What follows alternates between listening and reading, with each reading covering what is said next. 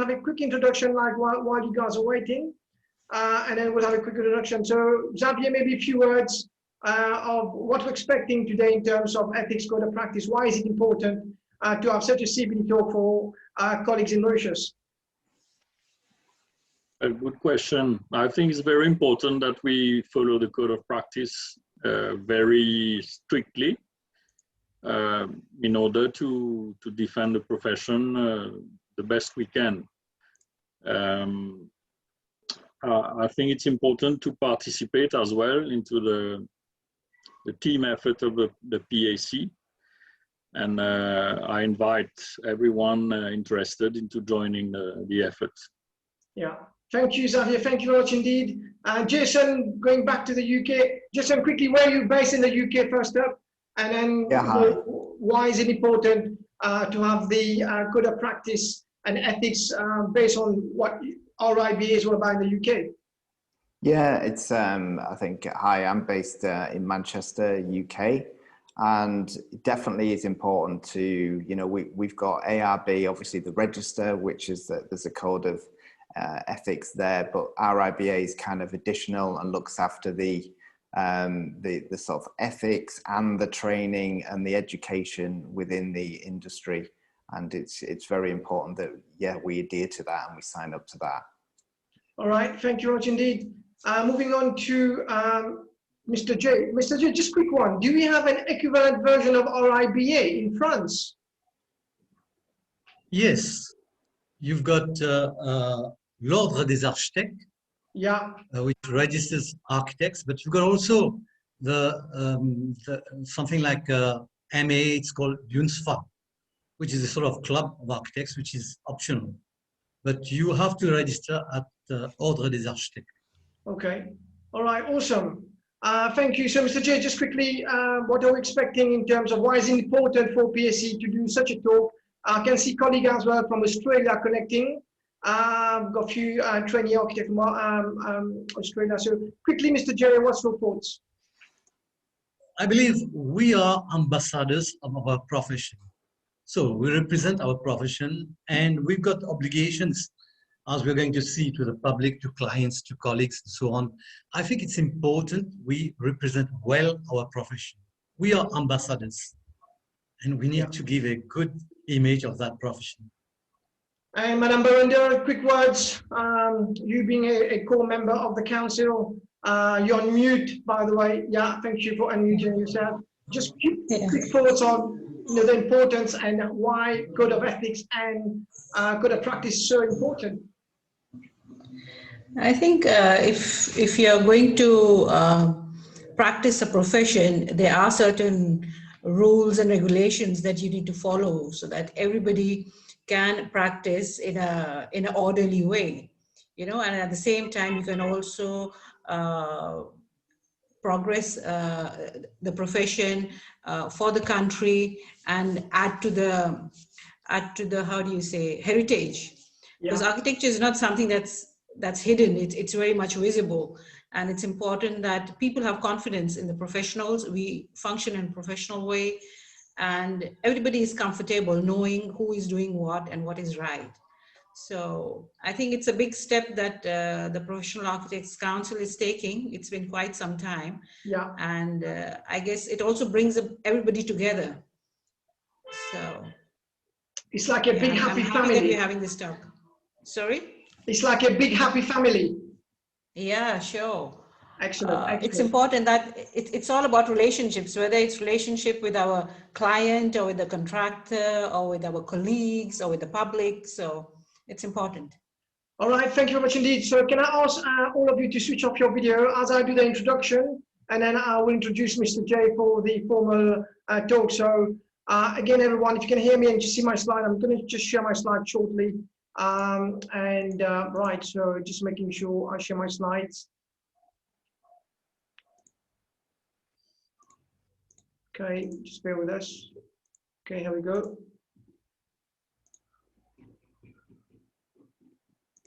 Right, so here we go. I'm just going to share my slide now. Thank you very much indeed for waiting, and here we go.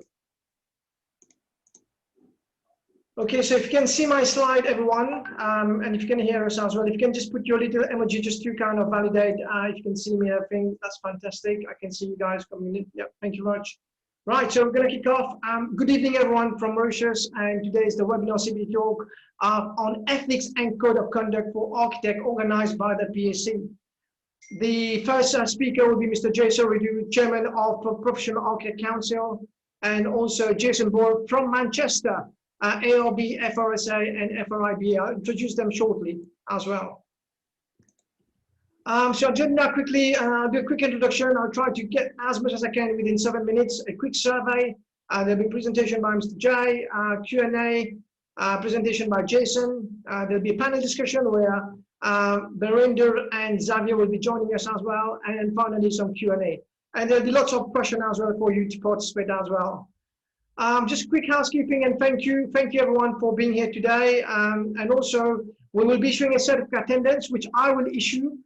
So please email me after the event at anil@cpdtalk.com. Please email me with your full name as per the ID, and I'll get an electronic certificate issued to you straight away, hopefully tonight.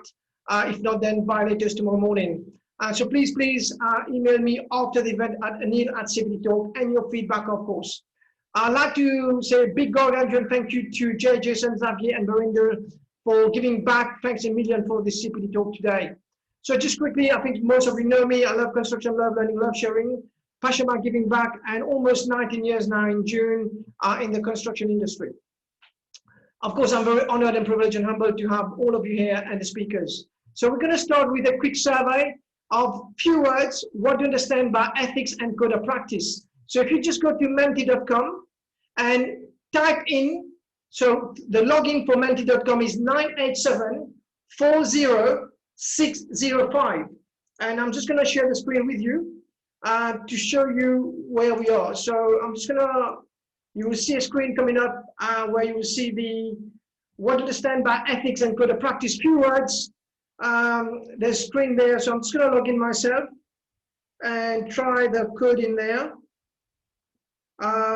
And just type in the code menti.com 987-40605.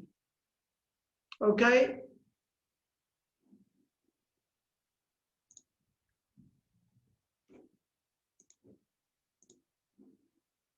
And just try to put the code in. So menti.com 987-40605. Yeah, so already for the speakers and panelists, guidelines, principle, right? Anything else, guys? So regulations, professionalism. Regulation is coming in blue because most of you are voting for regulation. So that's why it's big in blue. Principle coming back on again. So we've got code, honesty, direction, compliance.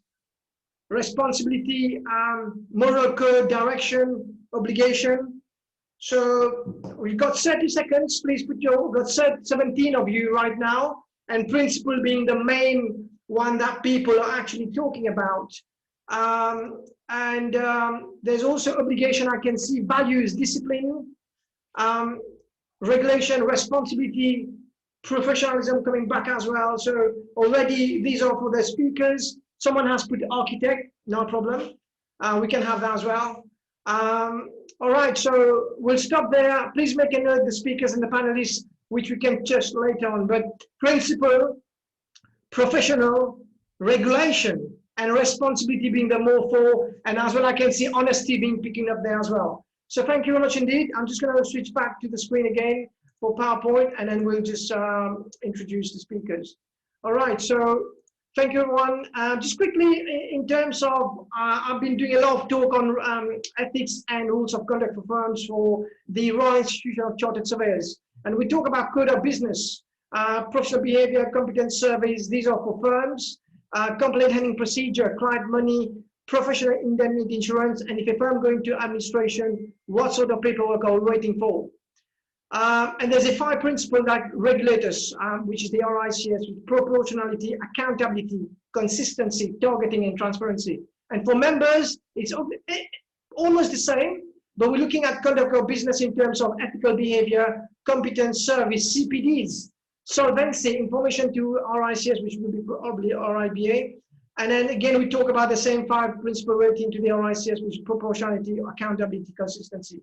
These are for members. And then we are guided by the 5 global ethical standards to all members around the world. We have 134,000 of them. The first one being act with integrity. The second one is always provide a high standard of service. Act in a way that promotes trust in the profession, which I believe all of us do. Treat others with respect. And finally, take responsibility. So I'm just going to show you a quick video of about a minute of video just to show you about code of conduct. So I'm just going to switch back to YouTube and off we go. If you can hear and see the video, if you can put your hand up, please. Thank you.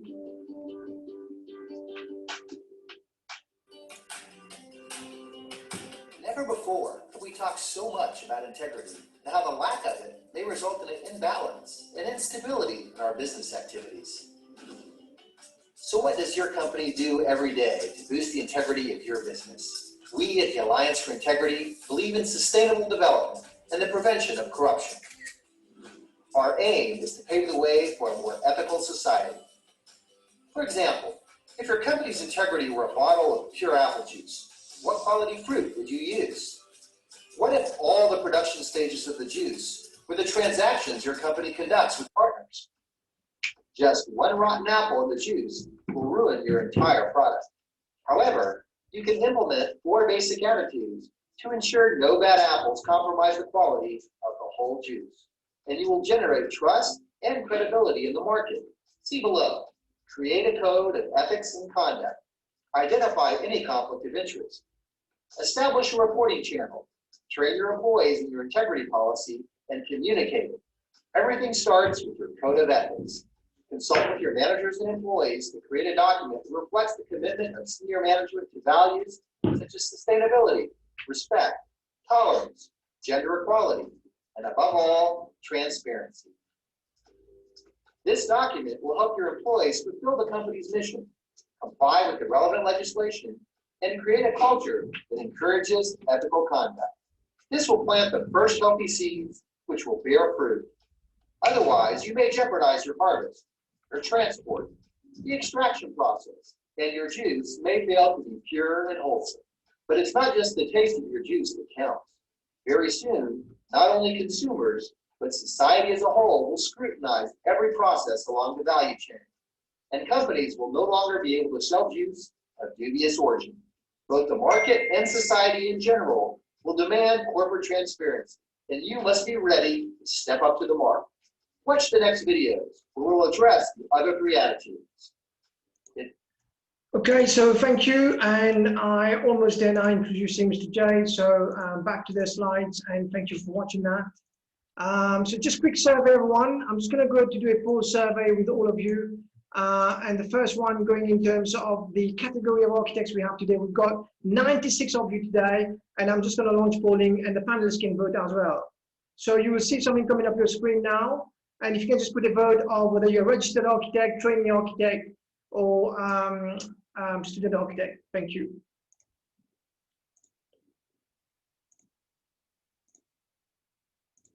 Okay, so already I can see already 87% of you have voted, 90%.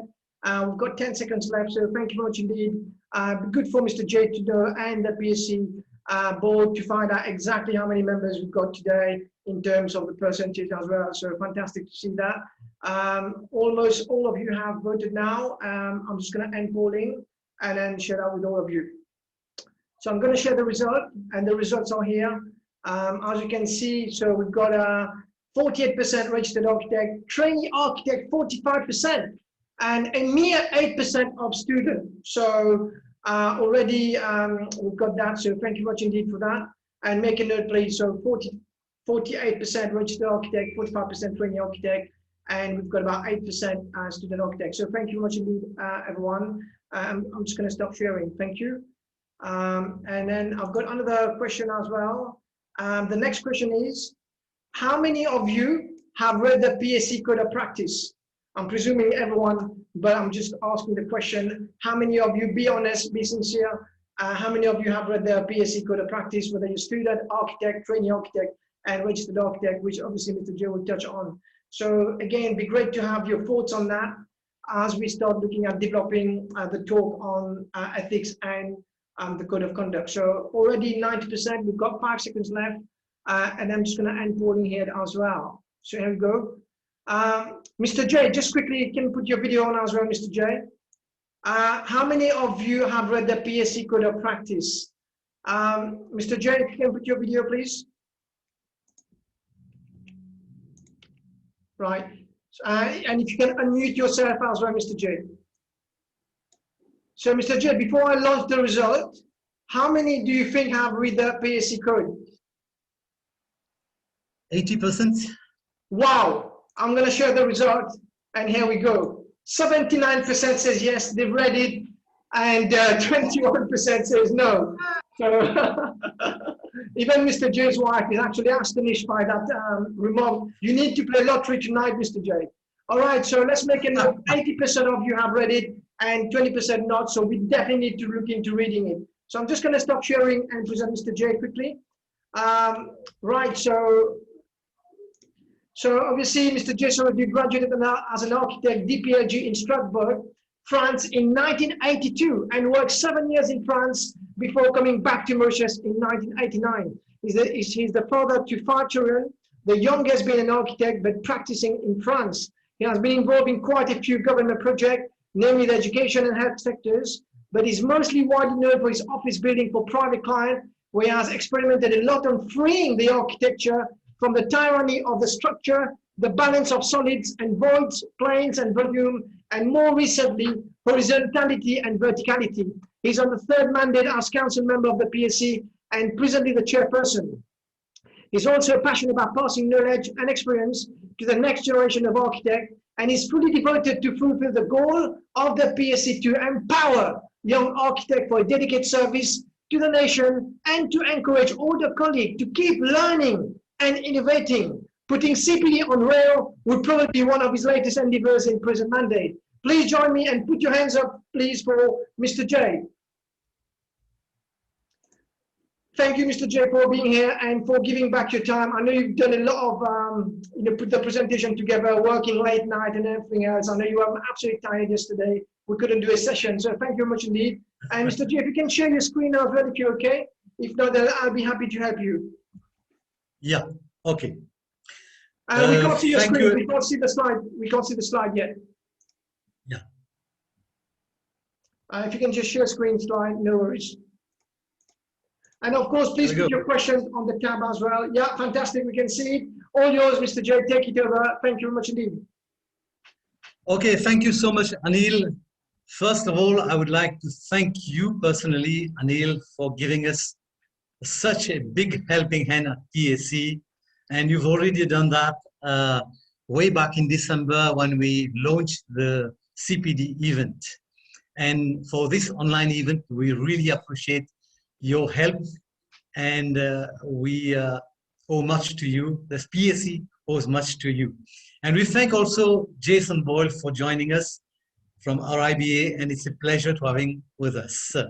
Of course, I would like to thank also all those of you who have joined us online. And it's really it's awesome to have almost 100 architects who have joined us. And I know that once we launch the CPD Beat online or in person, many more architects will join us. So the subject tonight is ethics and code of practice. As you can see on the screen, the code of practice was gazetted in March 2017, and it replaces the old PAC rules, which dated back to 1990. And let's say generally the code of practice is divided into general obligations, obligations to the public, obligations to clients, and obligations to colleagues. But if I take each of these topics and go through them, you will get bored. So I've decided to introduce it to you in a different way. I have rather preferred the presentation, not of ARB, which is also item-wise, but I preferred the presentation of our IBA, which groups them under 3 major principles, which are principle 1, honesty and integrity, principle 2, competence, and principle 3, relationships. So I'll talk a few items under each principle. I'll stop after principle 1. We'll get a few Q&As, and then I'll come back on competence, principle 2, and eventually on relationship, principle 3. We'll have Q&As there as well. So let's start with the beginning. The beginning is, you've recognized Simon Sinek. His famous book, Start With Why. And I think it's good that we start with why in everything we do, because if we don't start with our why, we lose quickly track of our goal, our purpose in life, also in our job. We have to ask ourselves the question, why we have become an architect? Why are you practicing as an architect? Are you passionate about architecture? Do you realize that you're shaping the countryscape? You're shaping the cityscape, the world and lives of your clients for many generations to come. I think when we understand the why of our mandate, the why of our profession, why we have chosen architecture, then I came across this quote from Frank Lloyd Wright. Honestly, when I came across this quote from him, I was a bit taken aback. And the only thing wrong with architecture is architects. I was really taken aback. And tonight, I truly hope that we could prove FLW wrong. That is why we need to take our role seriously. If we don't take our role seriously, then probably FLW will be right. You know, in medieval times, the architect used to be called le maître d'œuvre, the French word, as they would call him, and it means il maîtrisait son œuvre. So he mastered his work, his job. Today, the French still uses the word maîtrise d'œuvre because he's supposed to oversee the overall construction project. He's supposed to oversee even disciplines handled by other consultants appointed by the client or by himself. Very often, the client would have one-point contact with the design team, and it is the architect. When an architect resigns from his role of maître d'œuvre, or you can call it as well chef d'orchestre, this is what we are, then we pave the way for all sorts of project managers to take over our responsibilities when we limit ourselves to design only or only to the aesthetics. This, in my opinion, as an architect, is a very poor and limited perspective of the role of the architect. And it is the reason why probably more and more clients have recourse to project managers to supplement the architect because he's wanting his luck. So let's start with our theme. This was just an introduction. We start with the first principle, which is honesty and integrity. I'll try to go as quick as possible. I've got 10 minutes for the first principle. And obviously, what is really on my heart is to talk about what in French we call signature de complaisance. That is putting our signature on drawings, on documents which we have not designed, which we have not worked upon. You know, there's a great pride and satisfaction when one puts a signature on drawings that you have designed. It is the culmination of the joy after a design process where you have invested your whole being to reach sort of a spatial proposal that meets, that satisfies your client. Imagine the climax when a painter has finished his work and puts his signature at the bottom of the artwork. So please, let us not rob ourselves of that privilege of putting our signature on our drawing. When we give access to signature of complaisance, we rob ourselves of that privilege. It's a shame because it brings disrepute to the profession. So we need to have a minimum of self-respect, of self-esteem, as we say in French, l'amour propre, to be able to look ourselves in the mirror and uphold the dignity of our profession. I'm sorry I've been a bit harsh on this first item, but I think we need to uphold the profession. The second item which I would like to talk upon very quickly is professional indemnity. You know, we are asked to execute a task that will involve disbursing the client money for an assignment that is supposed to satisfy him. And it's only normal that we contract an insurance to cover for negligence or fault. You know, nobody questioned the need for an insurance cover for your car, even though, for example, during COVID time, your car is sleeping in the garage, or even sometimes for months, your car is not on the road. But nobody questioned the need for insurance. So I think we should think about that. And if we are doing work on our own, it is normal that we contract an insurance, because without insurance, we are as if we are driving a car on the road without a car insurance. I'll pass on to another item quickly.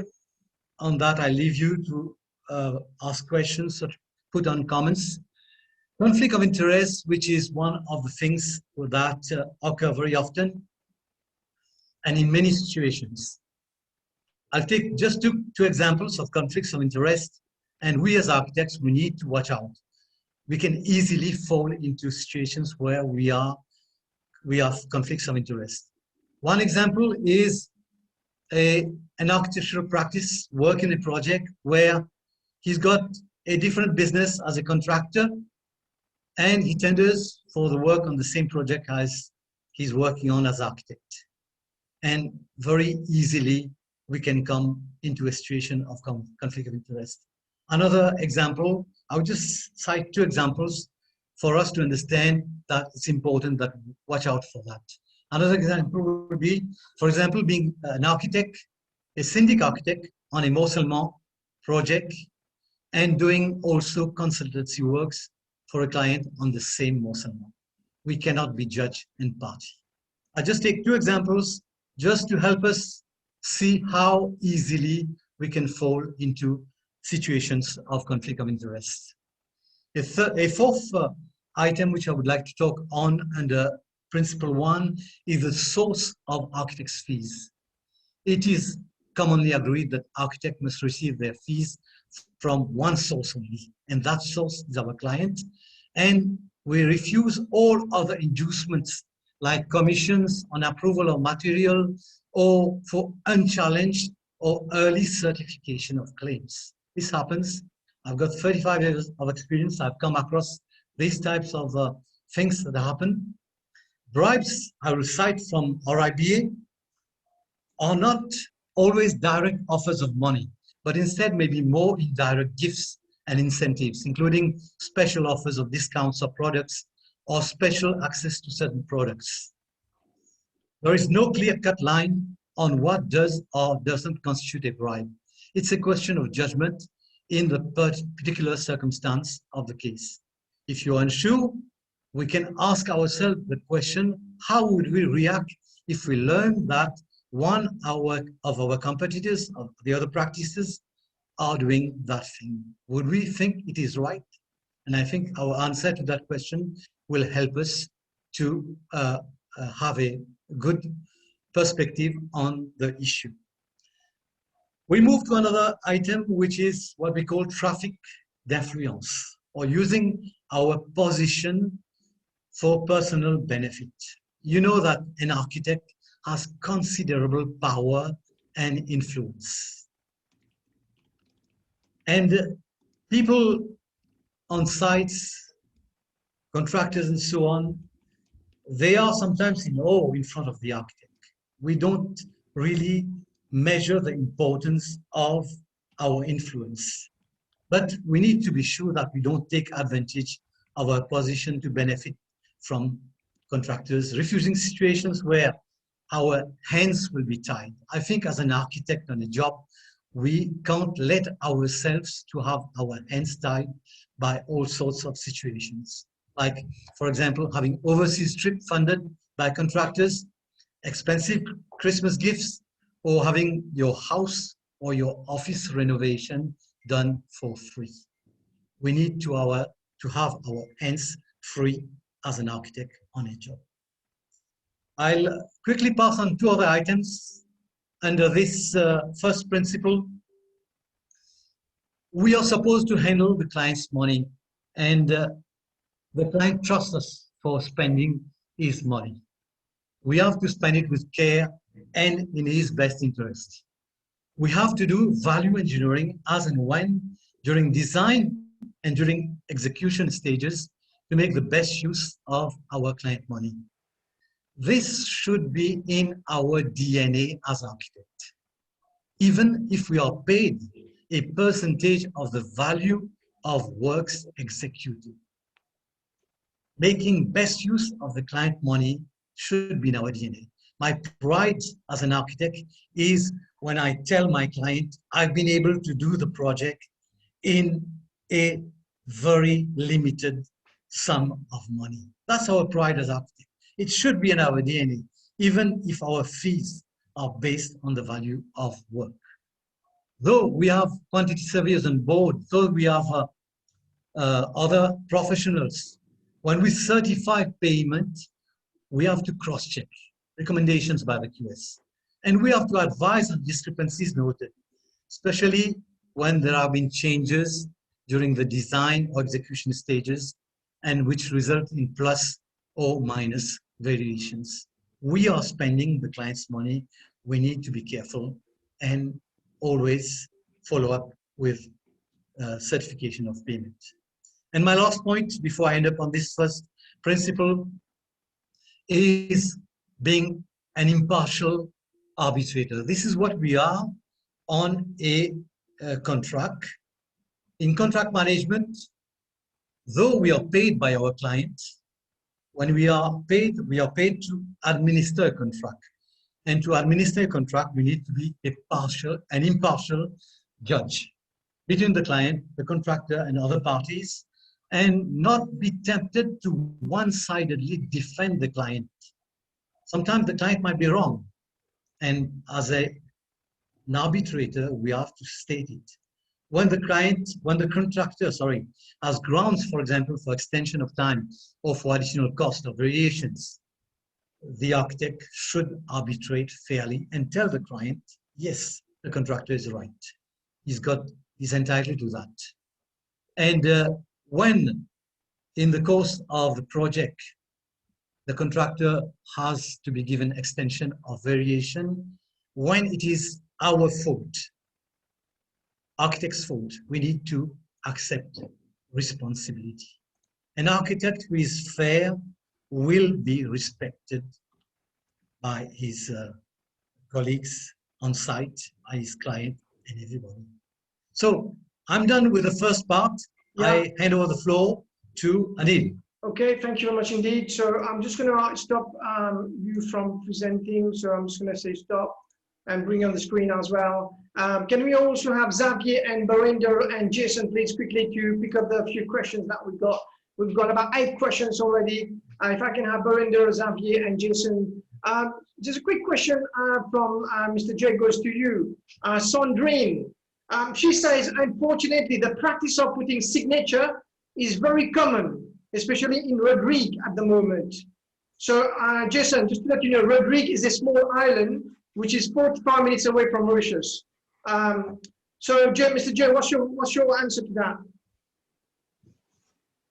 I believe it's a big evil for us as architects, because as I've said, you know, when we look ourselves in the mirror, we should be able to do it.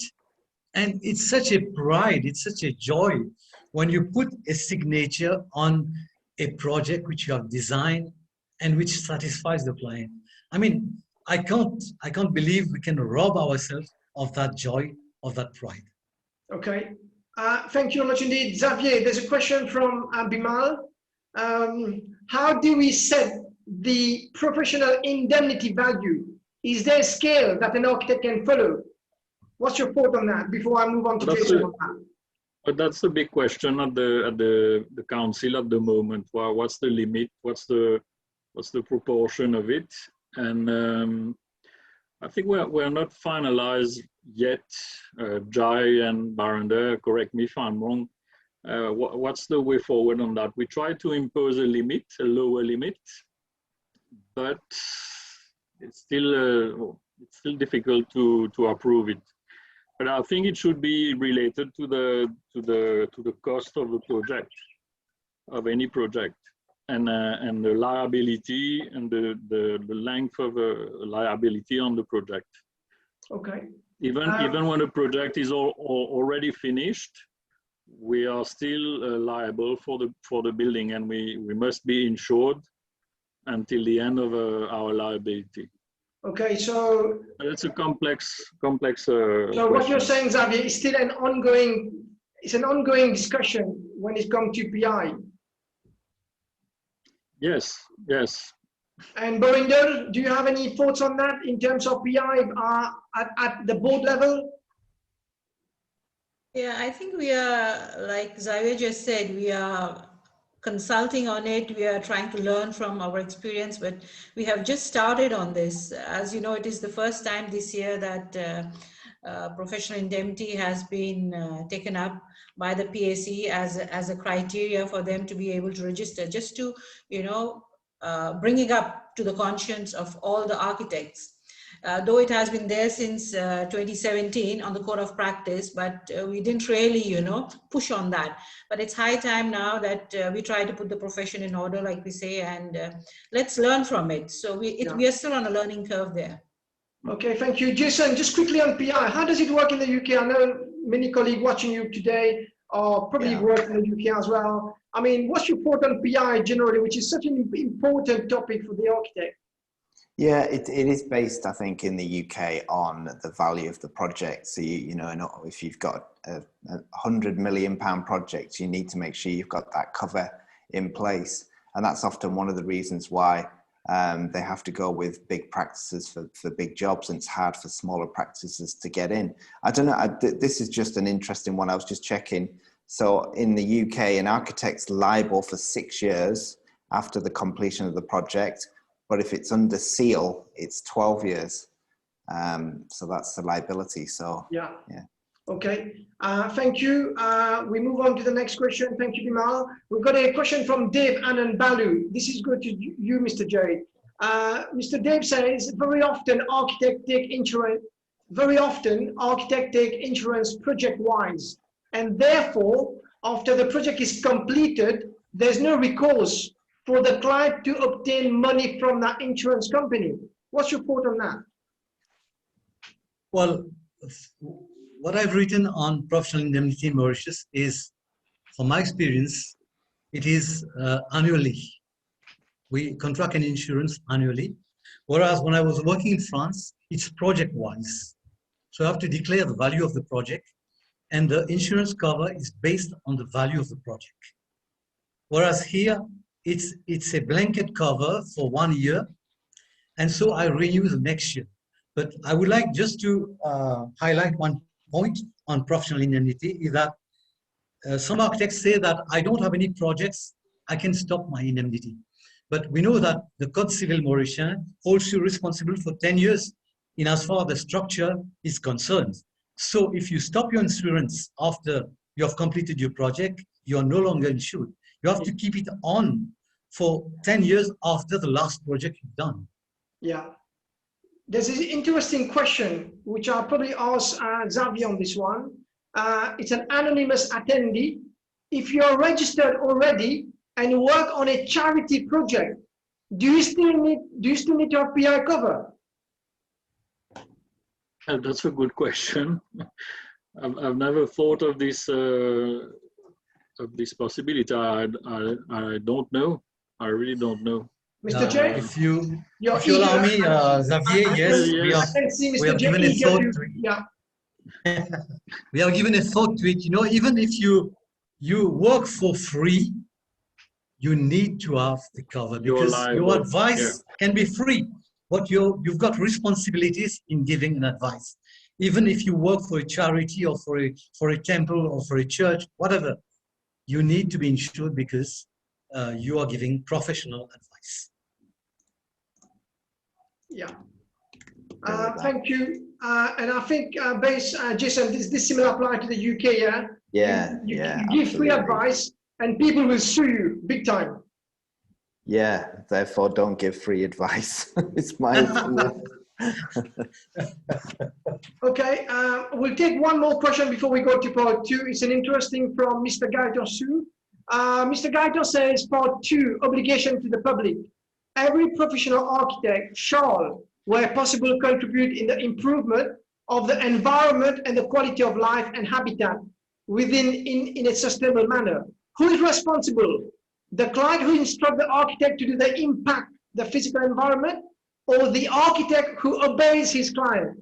So technically, in terms of environment, who is responsible? The client who instructs the architect to do such physical impact, or the architect obeys? So I'll take Barinder, just from your experience from the public sector. What's your views on that? You're on mute. Yeah.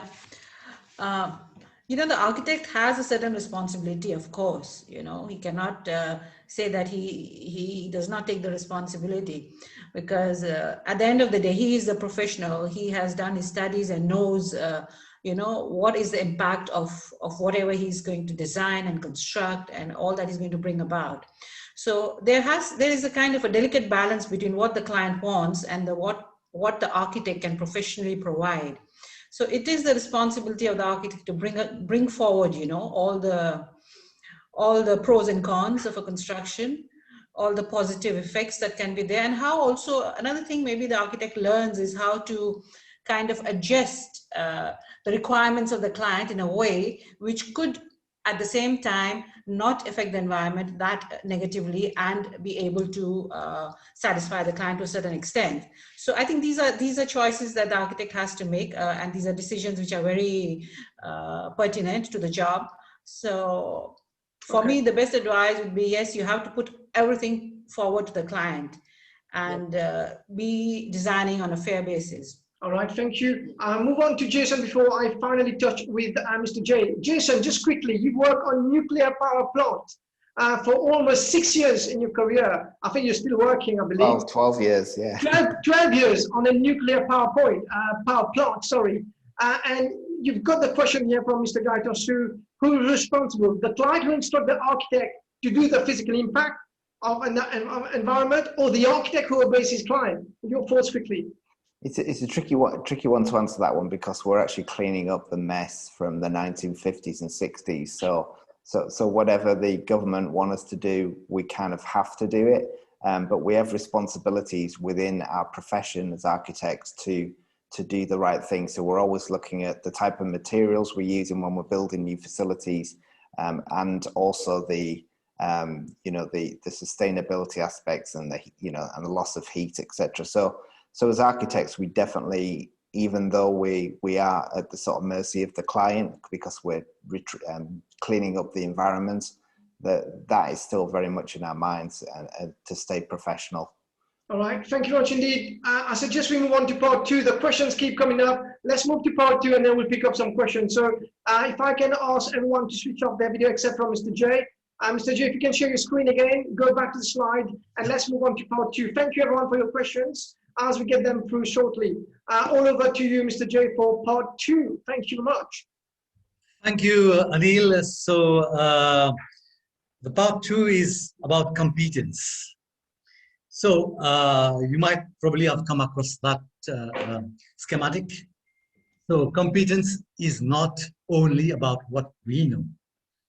Of course, today there is no excuse not to know, and even less not to know what we don't know, because of the vast amount of knowledge available on the net.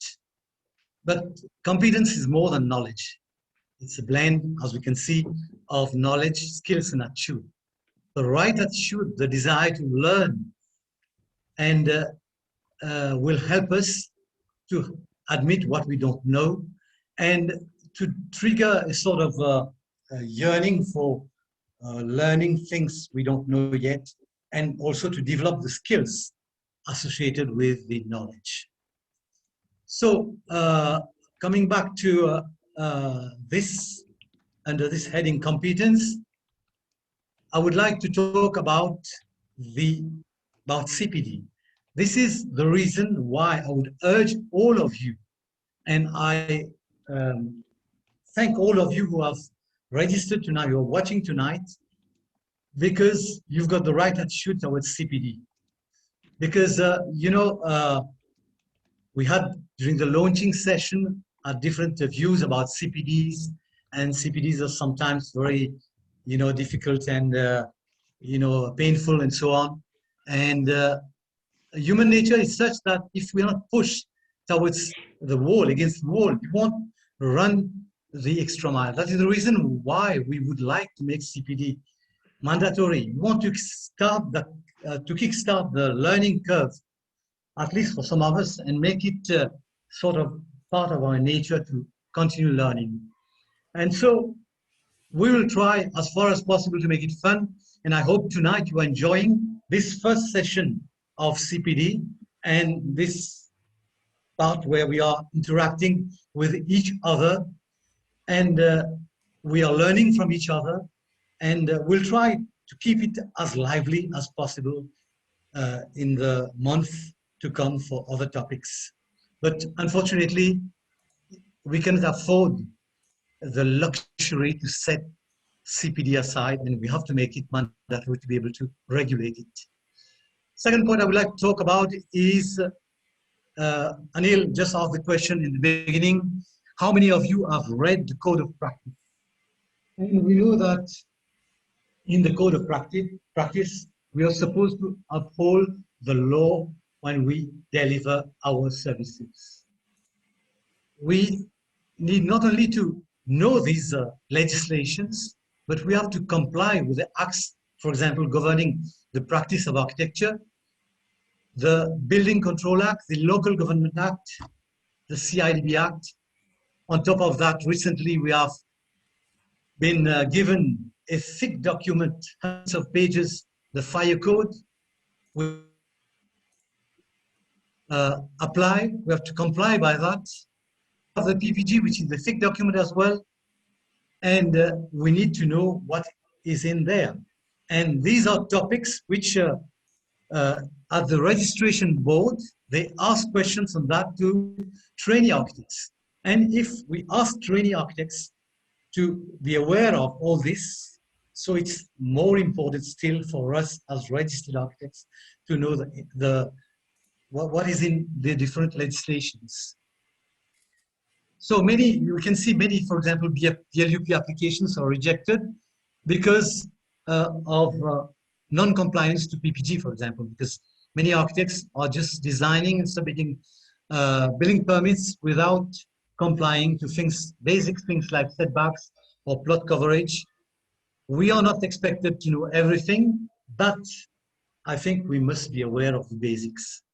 When it comes to contract management, it is sad to note that with many architects, after even years of experience, they know very little about FIDIC, about all the things involved in contract management, handing over procedures, taking over variations, to name only just a few.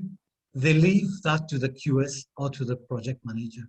And I think what I've said in the beginning, well, if we don't assume our role as architect, as maître d'œuvre, then we'll find lots of other people take over our roles.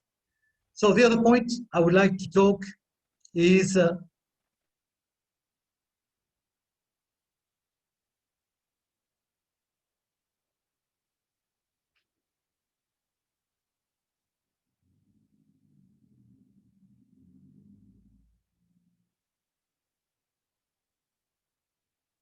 I think we've got a small problem. If you can, frozen. yeah, I think Can you hear me? Mr. J is frozen. I think we'll wait for him to be back. And if you can put your video on in the meantime while Mr. J come back. So I'm just gonna, Mr. J's, yeah, so I think he's actually frozen, I think. Let me just stop share. Right. Can you see me all right? Yeah, perfect. Yeah. So let's take some question while Mr. J get back in. I think he had an issue with the internet. There's another question here as well, where maybe for Xavier, which is a local one, it's an anonymous attendee.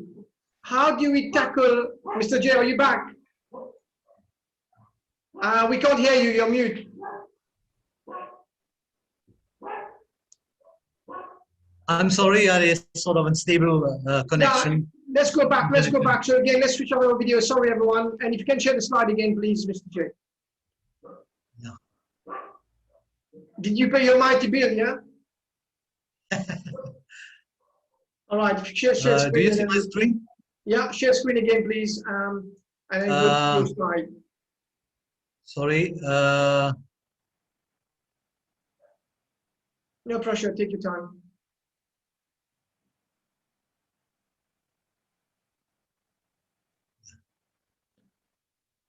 Here we go. Yeah. Yeah. So I was talking about supervision of our work, checking drawings, checking schedules, letters before the issue. And I think you've seen that slide during our launching of the CPD at Voila. You can use an eraser on the drafting table or sledgehammer on the construction site. And I think we better be careful before drawings come out of our office and go Mr. J, can you, the work of an architect. Mr. J, for the young people watching us today, for the trainee and the trainee architect and the student, could you explain a bit more what do you mean by that? Yeah, you know, mistakes happen, and if an architect who is responsible for his office doesn't check the drawings which is going to be issued for construction that will go on site, and if we just trust the draftsmen or even junior architects, I think it costs us less to, at that time, FLW was talking about eraser or eraser blade. But today we've got computers. It's preferable we check our drawings, we correct them before they go on site, because on site, once it's there, we can have to use a sledgehammer or a breaker to correct what has been wrongly given as drawings. So, am I okay? Yeah, you're okay. Yeah, you're okay. Go for it. Thank you. So the work of an architect. I'll go back to my previous slide. Yeah, the work of an architect encompasses three important parameters, and I think it's important that we keep these three parameters in mind. It's time, cost, and quality. Most of the complaints we receive at PAC have to do with one of these parameters. Drawings not delivered as promised, not on time, new unforeseen costs being brought forward, and poor quality of works mainly due to poor design details or poor supervision, poor site supervision. I believe a competent architect has to develop the skills to properly manage these three parameters, which are time, cost, and quality. So, issuing drawings with proper details at the proper time to avoid claims for extension of time and eventual cost. Issuing minutes of meeting, proper factual minutes of meeting before the next meeting to prompt all stakeholders to take their responsibilities. I've seen architects issue minutes of meeting and there is no column for action by, no column by date by which these actions need to be taken. I think a minute of meeting without these two columns do not serve the purpose of the minutes of meeting. We have to know who needs to take action and when that action has to be taken. So it's important that also we supervise properly our works on site with records of site meetings, of site pictures, sorry, and site visits done, things that we want to correct on site. And, you know, as architects, if you are a young architect, probably you are the only person in your office, or if you are a big architect, you've got 2 or 3 people, or even a bigger practice, you've got 2 to 10 architects working. But I think it's important for a principal of a firm to know its projects. I'll just share with you one of my experience. When I was managing 10 projects at a time, I knew each of them.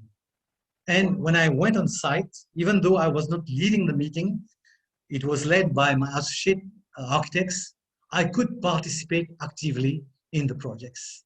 And I think this gives confidence to my client who is on site. I've got an associate architect, but he knows that the principal is aware of what is going on in his office. That's very important. So let's move on to the next item, which is communication. And as you can see, the art of communication is the language of leadership.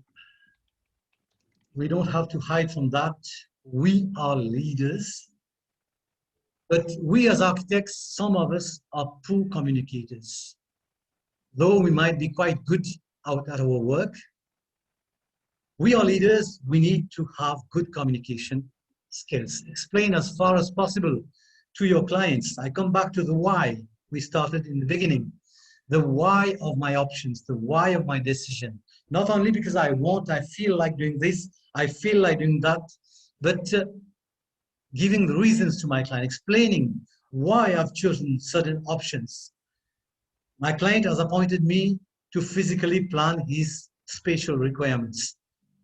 I don't need to impose on him my preferences, but when I explain to him certain options, when he understands it, then I think he'll be in a better position to accept and to go ahead, and not to just, we can't ask my client to believe me blindly. I've chosen that, I've done that. Please, I'm the expert, please believe me. I believe in communication and explaining to the client.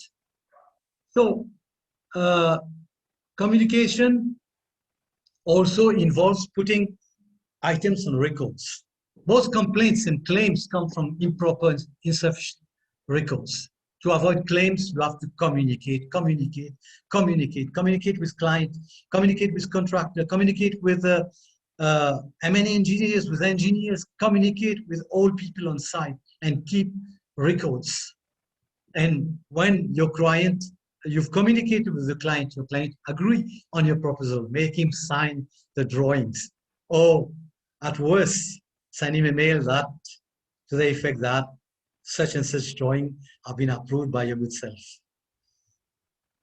Communication is important because we are leaders, and we need to communicate the whys of many of our decisions. Absolutely. And for example, I just take an example on contractor. When we communicate, what happens? When we tell a contractor, please wet block work before you render it. And I've seen it from experience. When I explain to them, the block is so dry that when you render, it absorbs all the humidity of the rendering, and then the rendering cracks. When I explain it to them, they are more prone to do what you are telling them to do because they've understood why you're telling them to do it. So it's so important to communicate on site and with all our partners. So I'm done with the second principle, Anil. Yeah, what I'm we'll left do, with the third one. Yeah, let's go for the third one, Mr. J, and then we'll take the questions. So let's do the third one, and then we'll take the question after the third one. Yeah. Okay. So relationships. I think you talk about that in the beginning, how much relationship is important in our trade, in our job, and in many areas of life. It's an art. Architecture is an art. And relationship, building relationship is also an art. And we have to incorporate that art in our art of architecture. Because, you know, the architect is not the only actor in the scene. He's got with him a whole bunch of people that work with him. And he wants the active participation of all the stakeholders to bring to completion the assignment which his client has handed over to him. Yes, as architects, we must be competent, but that's not all. We must be able to communicate honestly and genuinely and win over all the stakeholders to own the project in their respective fields so that we can deliver the project, the good which we need to deliver. The big problem with architects, and I know I may offend several of us by saying that, but I think we must admit it. The big problem of architects is that we have a big ego. And I would like just to quote some words from the book of Proverbs in the Bible. It says, pride precedes destruction, and an arrogant spirit appears before a fall, but humility precedes honor. So it's important that we establish good relationships with everybody on site. And at some moments, we need to let aside the ego with the client. Many architects believe they are the center of the project. They are so important, but I'm sorry, the client is paying me. It's the client who is the center of the project. And I'm paid to design his space. I need to make my client feel important and special. It's not me, the important person or the special person. And I think that is the right attitude we need to have to enable us open locked doors. And even some clients are very hesitant to go on a line that we are showing them. But our attitude is what will help them come back from their hesitancy and accept what we are trying to show them. And you know that relation is so important that many clients have followed employees when they leave their jobs because of their dedication and the relationship they have built with them. The bond is with the person, not the company.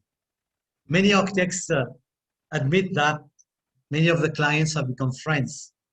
In the delivery of the services, there are so many opportunities during the design process especially, but later on during the construction process to really commune with our clients in a healthy and honest way. And then they become friends and things become different. I've learned through a webinar done by Anil last week in marketing reality. If someone buys into me, then that person will buy from me. If my client buys into me as a person and finds me honest, genuine, then he will certainly continue to buy from me. Our personal branding is more important than our company branding. We may have a big company or we may work for a big company, but what matters most is our personality, our values, our work ethics. So we need to establish these relationships with people of our design team as well, with our subordinates, with colleagues, engineers, many engineers, quantity surveyors. That will help us. Relationship is a thing that will help us to build a strong team spirit so that we can deliver the goods. And it goes hand in hand with respect and courtesy. Respect for everyone as a person. Even sometimes it's difficult for me to respect people who are lazy, who are negligent, who are incompetent. But still, as a person, I owe them respect. They deserve respect as a person, even though they fall short of certain professional they need to give. So remember, we are leader of a team of consultants. We set the tone. We can be friendly, respectful, but at the same time, we can be very professional, being stringent on ethics, on performance, and we can be professional, but at the same time being friendly and work with people in a very civilized manner. With contractors, it's important as well to have good relationship. And you know that even on site, I used to greet, when I do site visits, I used to greet even any worker come across my way, I greet them. I make them feel special, because especially on certain sites now, we have people from Bangladesh, and they've got a special respect for architects. And when I come across them, I greet them, they feel special, you know. And any person on site, the person pushing the wheelbarrow, and everyone on site has a role on the building is being erected. So I just let you read a few minutes these two slides I'm sharing. Okay, so you've got a question there. You've got a question there, Mr. J. Why are you building? Freestone cutter will ask, what are you doing? And then the guy says, I'm cutting stone. The other one saying, I'm building a cathedral. And the third one is saying, I'm earning a living. Wow. And then you've got this and one. The story of the three bricklayers. And one of them say, again, we ask them the same question. What are you doing? One says, I'm putting one brick on top of another. This worker has a job. The other one goes to say, I'm making a salary. This worker has a career. And the third one is, I'm building a cathedral. This worker has a calling. Wow. Yeah. So, you know, we as architects, we've got, as I've said, we've got a big ego, and we are very often proud of our buildings. The architect will be proud and will say, this is my building. He will show it to his friends. The engineer also will be proud and will show it to his friends and will say, this is my building. The contractor also will be proud, will show the building to his peers and to his friends and will say, this is my building. As architects, you know, we should be, through our attitude and countenance, help even the steel bender and the bricklayer also to say proudly, this is my building. And for that to happen, our work as an architect should be more than a job, should be more than a career. Our work as an architect should be a calling. Thank you. Wow. All right, thank you very much indeed. Can we have a big round of applause for Mr. J, everyone, for his presentation today? Awesome presentation, and obviously very deep and impactful. So if you can stop sharing, Mr. J, and if you can have the panel back, please. And then I'm just going to stop sharing again. And then we'll pick up some questions before we get to Jason from the UK. So we've got loads of questions, and I'm going to try to answer some of them before we get to Jason, and then we'll take the panel discussion properly. We've got a question where there was a statement more than anything else, Mr. J, where Vincent, which is a member of RIBA, as well a member of PAC, he says, yes, Jay, I've just come across a case right now. Well done for what you pointed out this evening. So that was from Mr. Vincent. Thank you, Vincent. We've got a question from, this is a local question, and I will start with probably Berenda on this one. How do we tackle architects who are signing permit drawings of a draftman, which is quite commonly known in the industry, where someone else do the drawing and the architect sign it for a fee? What's your thought on that? That is very sad, you know, like all that Jay has been saying, it just shows us that what an architect as a professional needs to do. You know, you need to have your integrity, you need to have your self-respect. And so when there are architects who behave in an unprofessional manner, I think, first of all, it's very sad. And secondly, it's about education also. The more we educate them, make them see their real worth, they would understand that, no, this is not the way to go. That's one way of getting people to act in a mature way, but the other way is to apply the law. And we are trying to do that at the level of the Professional Architects Council. And for that, we also have the cooperation of the local authorities, which is very important. So it's not a one-person job. It's not a one organization job. I think all of us are into it together. So we all need to put our hands together to stop these kind of practices. And most importantly, professionals need to work as professionals. They need to understand that. All right, thank you, Brenda. Xavier is bouncing back on that question. Kusha says, what is the local architect body doing to fight against signature decomplaisance? So what are we doing? I mean, Brenda's talked about law and things, but what are we actually doing to really be strict and really, like, you know, step on it? We are trying to track them and confront them and ask them to come and explain the situation, why they are doing it, and try to change it and apply the law. So, Jai or Barenda, correct me if I'm wrong, but this has to be reported to the PAC so we can track them. Okay. Yeah. Thank you. I think we'll sorry. Yeah, go on. I think we'll appreciate a lot support from architects who are watching us tonight. That if you come across situations where there are signature de complaisance, to report it to PAC with, if possible, evidence to help us, because it's very difficult without evidence to confront the architect. It has taken us years to take action against one architect for signing drawings not done by him. So we need your support as well. All right, thank you. Jason, what's your thought? Do you have issues like that in the UK where a CAD technician does a design and then the final signature is from a RIB architect? I mean, do you have something like this in the UK? Well, I mean, absolutely not, and no one should ever do it. I've never heard of it personally, and I've never known anyone that's actually done it. You know, it's absolute big no-no. And I think maybe because the architects over here are protected by, in legal terms, you know, the title of architect, we've got a little bit maybe more thrust and protection in the law to stop this practice. But I'm sure it goes on. I'm not naive. Yeah. All right. Thank you very much indeed. We've got a statement from Amaury de Marini regarding PI in South Africa.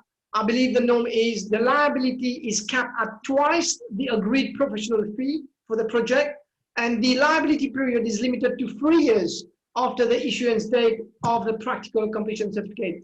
Thank you for that. We've got a question from a graduate, Tazib. Tazib says, and this question goes to probably Mr. J first, how a freshly graduated architect can protect his intellectual property? Already the students are looking at IP already.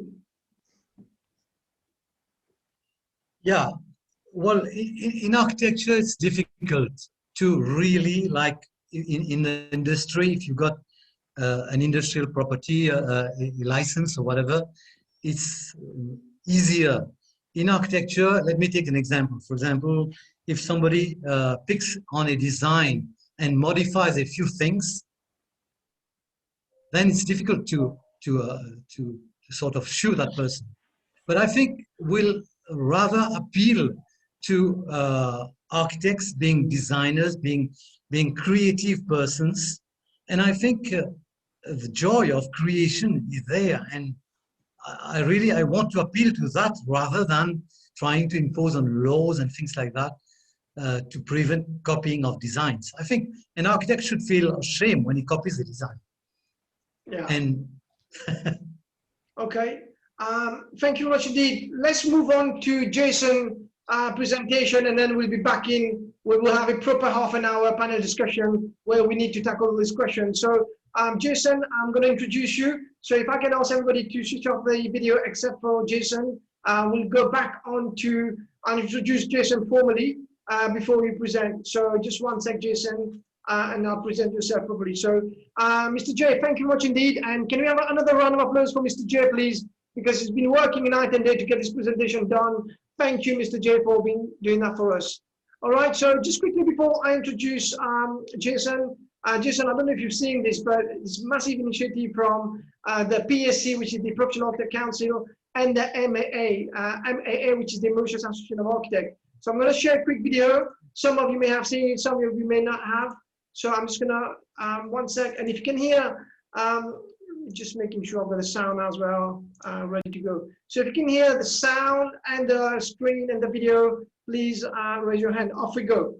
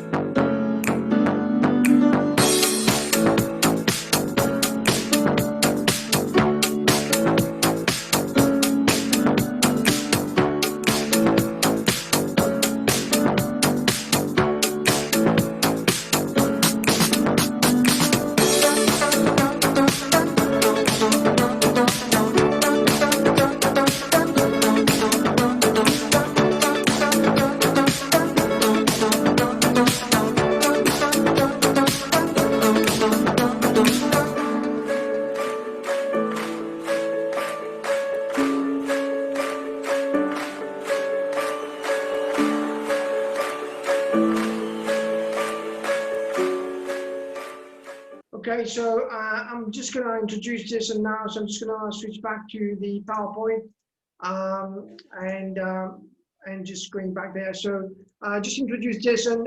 Jason Boyle, who is the, in 2017, Jason Boyle became the youngest fellow of the Royal Institute of British Architects, FRIBA, and in 2018, he was awarded Fellowship of the Royal Society of Arts, FRSA. He's currently the RIB Ambassador for Civil Infrastructure in the UK. In 2018, Jason set up a mentoring company, which has successfully mentored many architects in the UK and around the world, and also one recent fellow of RIBA. Jason has lectured in Rome, Italy, lectured at Manchester School of Architecture, and was a past member of the Ribban North West Regional Council. He's currently working on one of the 3 UK nuclear mega projects for the UK government. And last but not least, I've added that for Jason. Jason is now a global YouTuber. So please join me and put your hands up, please, for Jason Boyle from Manchester in the UK, and will talk to us about RIBA and the Code of Conduct. So Jason, if you can share anything you've got, and thank you, Jason, on behalf of everybody from Mauritius and from the PAC board today for giving back your time. Thank you. Thank you for that great introduction. I'll just get it onto the screen. Wonderful. Just before I start, you can hear me okay, everyone? Yeah, perfect. Yeah. I just wanted to pick up on what Jay said there just before I start. Personal branding, very much underrated. People don't really understand it, but it's absolutely critical, and especially these days. Now, maybe show you a little bit about how I use personal branding.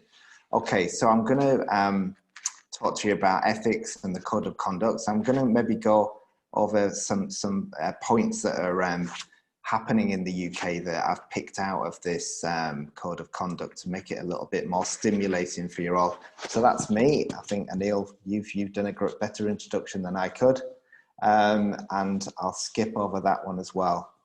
So I'm going to go through resources to help the profession. So what exists in the RIBA, and I'll just quickly show you them. I'm going to go over the Code of Professional Conduct, the issue of ethics, the RIBA Chart of Practice, which is the gold standard, and a little bit of giving back back to the profession and me as well. So resources to help the profession. So we have, these are the documents that are freely available from the RIBA website. So there's disciplinary procedures, there's the Code of Conduct 2005 and 2016. The one we're going to look at is the new one, which has been revised 2019, so it's 2 years old. And then there's the sanctions guidance, disciplinary procedures. Hope you never find yourself in that situation. indicative sanctions, guidance, and then these templates for handling the procedures. So they're all downloadable from the RIBA website. So if anyone wants to have a look and maybe see if there's things that you feel are relevant to PAC, that might be of interest. So Code of Conduct, May 2019. Again, I think, Jay, you've covered this. It's based on these 3 basic principles. Principle 1, integrity. Principle 2, competence, and that covers CPD. And number 3, relationships, which are extremely important. So I'll just go through what it says for the integrity. So members shall behave with integrity. I can't see the full screen here, but I think you can all read that. Yes. Basically, yeah, it just kind of states what the RIBA means by integrity, you know, and that's kind of critical to what it sets out. So it goes through the various principles, and I won't go into, you know, again, you can download these documents off the RIBA, but you go through impartiality and undue influence. There's some statements there. Talks about conflict of interest, so it sets out you know, what you need to avoid and what you need to do to avoid conflicts of interest. Confidentiality and privacy. Handling client money, which I think, Jay, you covered really well. Bribery and corruption. And then criminal convictions and disqualifications as directors. So if you do have a criminal conviction, what happens, and you know, and can you still be a member? That is a question. Again, I won't read it. I think everyone can see, but it's this competence as well.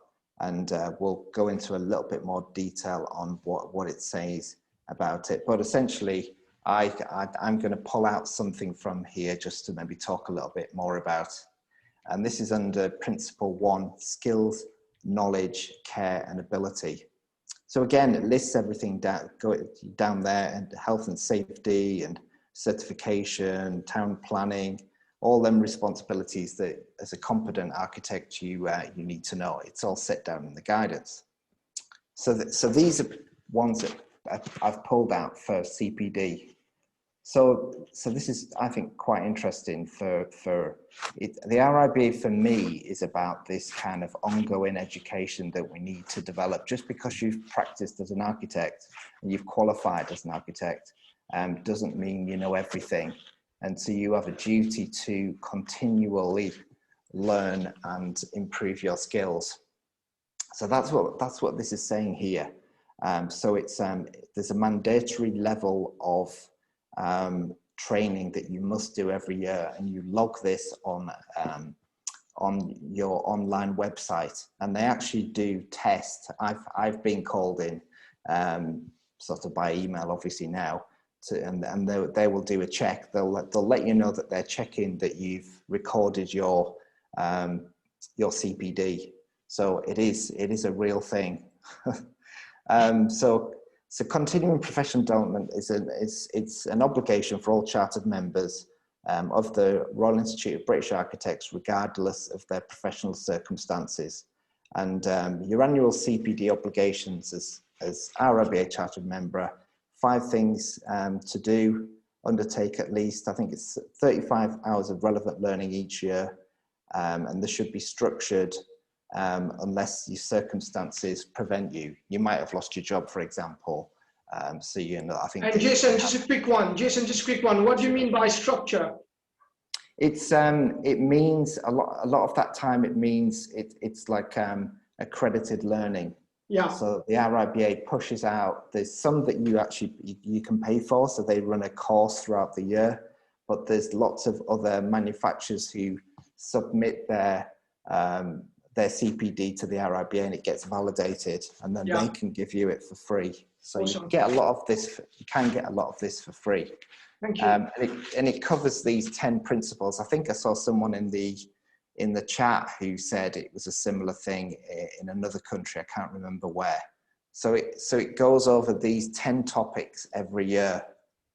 And these are what the mandatory sort of thing is. So you'll do, at least you should be doing and recording at least 2 hours under each of these headings every single year.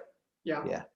Health and safety obviously being the one that's very relevant to my industry, and sustainable architecture as well.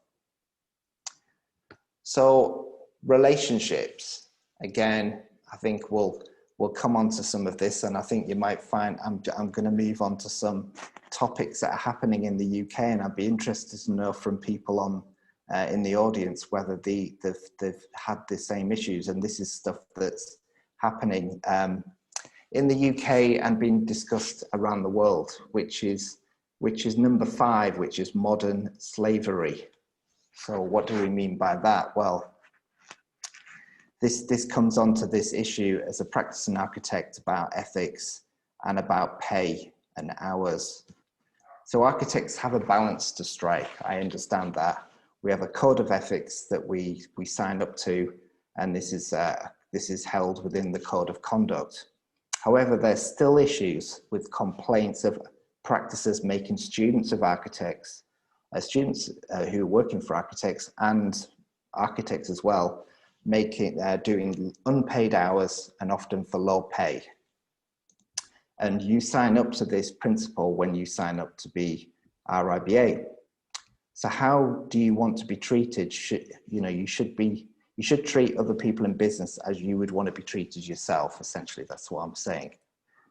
So this is what it says essentially in the modern day slavery section of the code of conduct, and members shall comply. So it's not saying it's up to you. It's using very legalistic language that you should comply with these codes. You can all kind of read that information, but I want to show what's happening in the UK. So these are things that have happened back in 2019.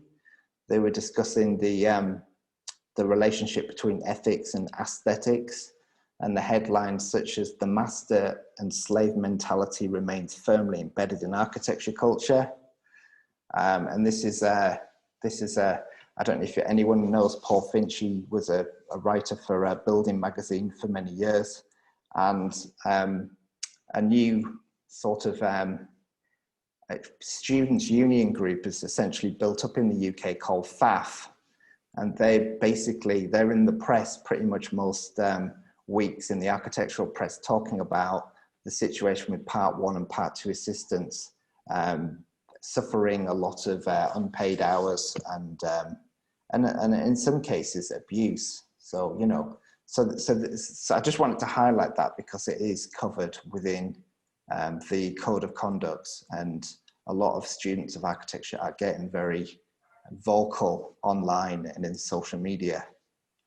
So what is the gold standard? Well, so Jason, just a quick one before you cover this one. I've got a poll survey. It'd be good for you to know if we have RIBA members. So I'm just going to launch that for all of us here today. And if you can really please let us know if you're an RIBA member, an ARB member, a PAC member, a student member, or any other professional institution. That'd be great. At least Jason can put some context on it. It'd be great to see how many of you are from the RIBA, ARB, PAC students, and any other professional institution.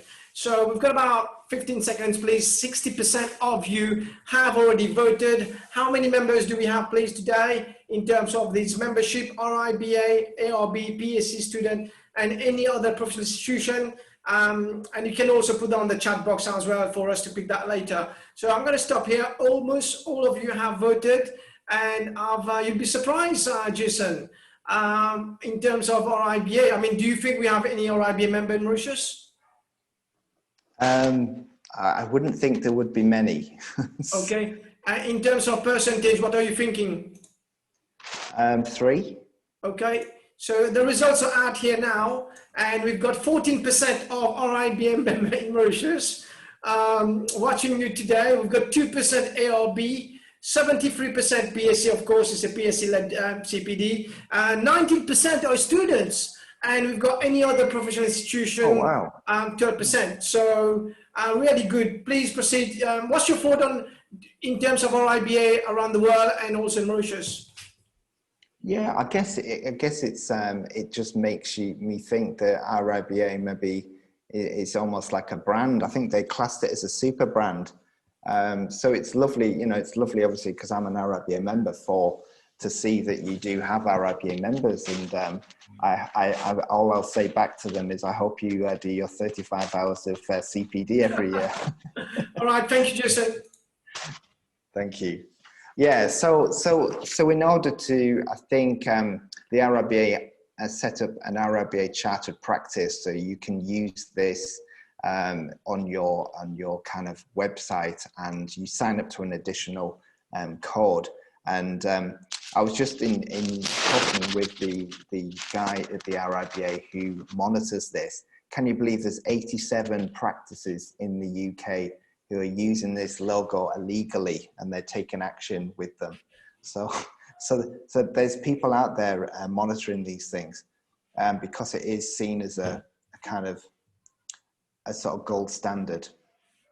So the charter practice, you communicate your commitment to delivering the highest professional, ethical and best practice standards in architecture, and being an RIBA chartered practice shows potential clients and employees that your business is committed to the highest standards of professionalism, best practice and ethics. So you kind of, I think if people are reporting these modern day slavery issues, the RIBA has got more chance of enforcing these practices and maybe striking this this chartered practice from the register.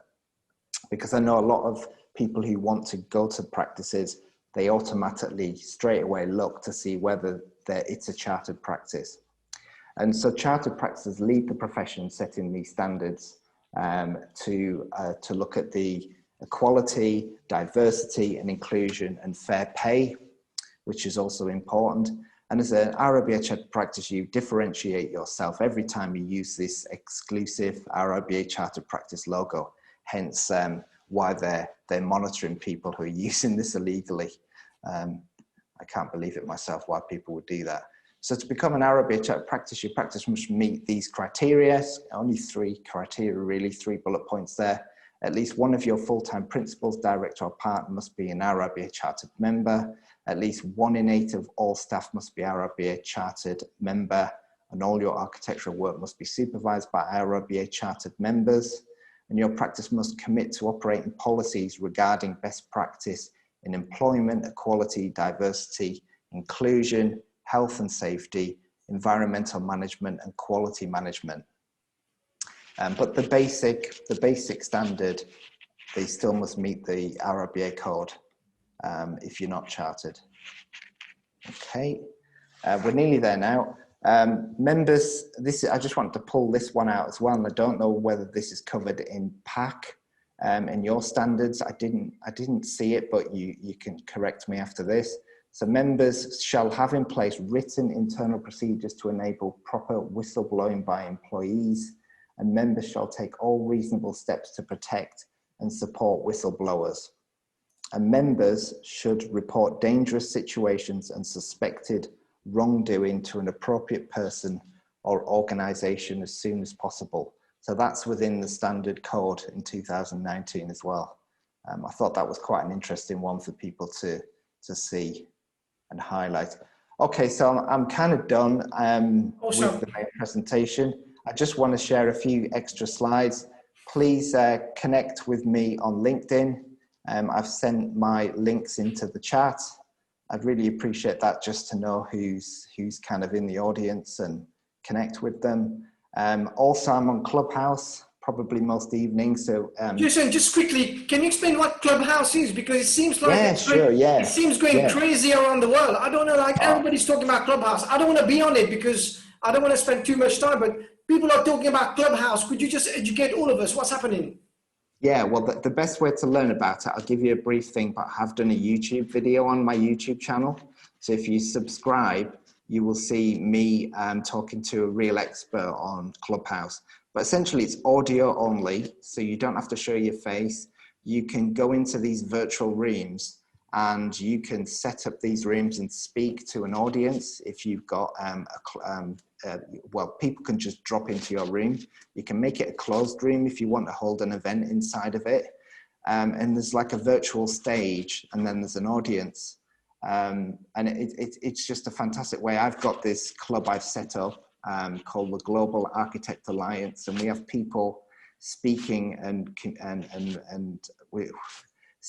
communicating with each other on different topics. So I set different topics every week. I have a schedule on there, and I get people who are experts in a particular subject. We're doing a fun one on Friday, actually, if anyone is on Clubhouse, called Architects in the Movies and how they're portrayed. Yeah, so I would encourage everyone, if you can. Unfortunately, it's only available on iPhone at present, but Android will follow pretty soon, I'm sure. And please join the Global Architect Alliance Club. And just lastly, I've got my YouTube channel. I'm putting videos out weekly on all sorts of different subjects. So that's what Jason, I can also see you put in there on the slide, how should an architect propose? Yeah. Very important for those who are engaged, and yeah, it's a high standard. I think you've seen this video, haven't you? I have, yeah. All right, thank you very much indeed, Jason. Yeah, and they're just some. So I've done, ones called the Broke Architect Part 1, the Broke Architect Part 2, about my house that I'm sat in now, how I've transformed it, how you should study architecture and succeed. And there we go, we're done. All right, so we've got about 25 minutes to take the panel discussion. If I can have Belinda, Xavier, and Jay, and we'll answer all the questions that's on tonight. So Jason, can you have a big round of applause for Jason from Manchester for giving back his time and also for being such an influence around the world. But before we start the panel discussion, we've got 25 minutes because we'll be stopping at 8, which make it a 2-hour CPD. I've got a very important question, and I'm going to launch that to everybody now. And the question is, do you think we will require a new set of ethics and code of practice post-COVID-19? So do you think we will require a new set of ethics and code of practice post-COVID-19 from PAC, maybe, So, and that's important, I think, because we are here today probably because of COVID-19.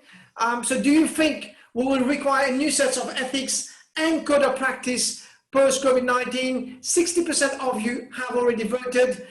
We've got about 15-20 seconds to go. So please put your vote in. I know some of you might not see the poll purely because of geographical location. Do you think we will require new sets of ethics? So off we go. 90% of you have already voted, and I'm now going to stop the polling. And I'm going to ask the panel before I really launch. Xavier, what do you think? What do you think the participants are saying? How many yeses and how many no? How many percentage do you think? 80% said yes. Okay, thank you. Mr. J? I would say the same thing. 80%, all right, say yes. Barinder? Maybe 60. 60, all right, that's about right. And Mr. Jason? Yeah, I'd put it on the basis that there'll be changes to it, but yeah, maybe go for 70. Wow, okay, here we go. So Barinder's win. 64% says yes, and it's, 76% says no. So we'll take it from here. I mean, Mr. J, what's your thought on that? Well, I believe there are things that need to be brought up after the COVID. But for now, I can't really say what are the actual things that need to be brought up. I believe there will be changes. But now I don't have a clue. What are the things that need to be changed? Yeah, Barinder, do you think there'll be changes? Do you think on the code of practice and ethics for PAC?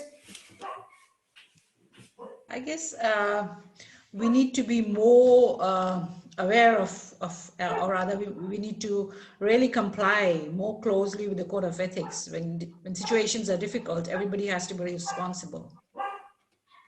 Okay, thank you. Xavier, what do you think, again, being a board member of the PAC, what's your thoughts? I said no.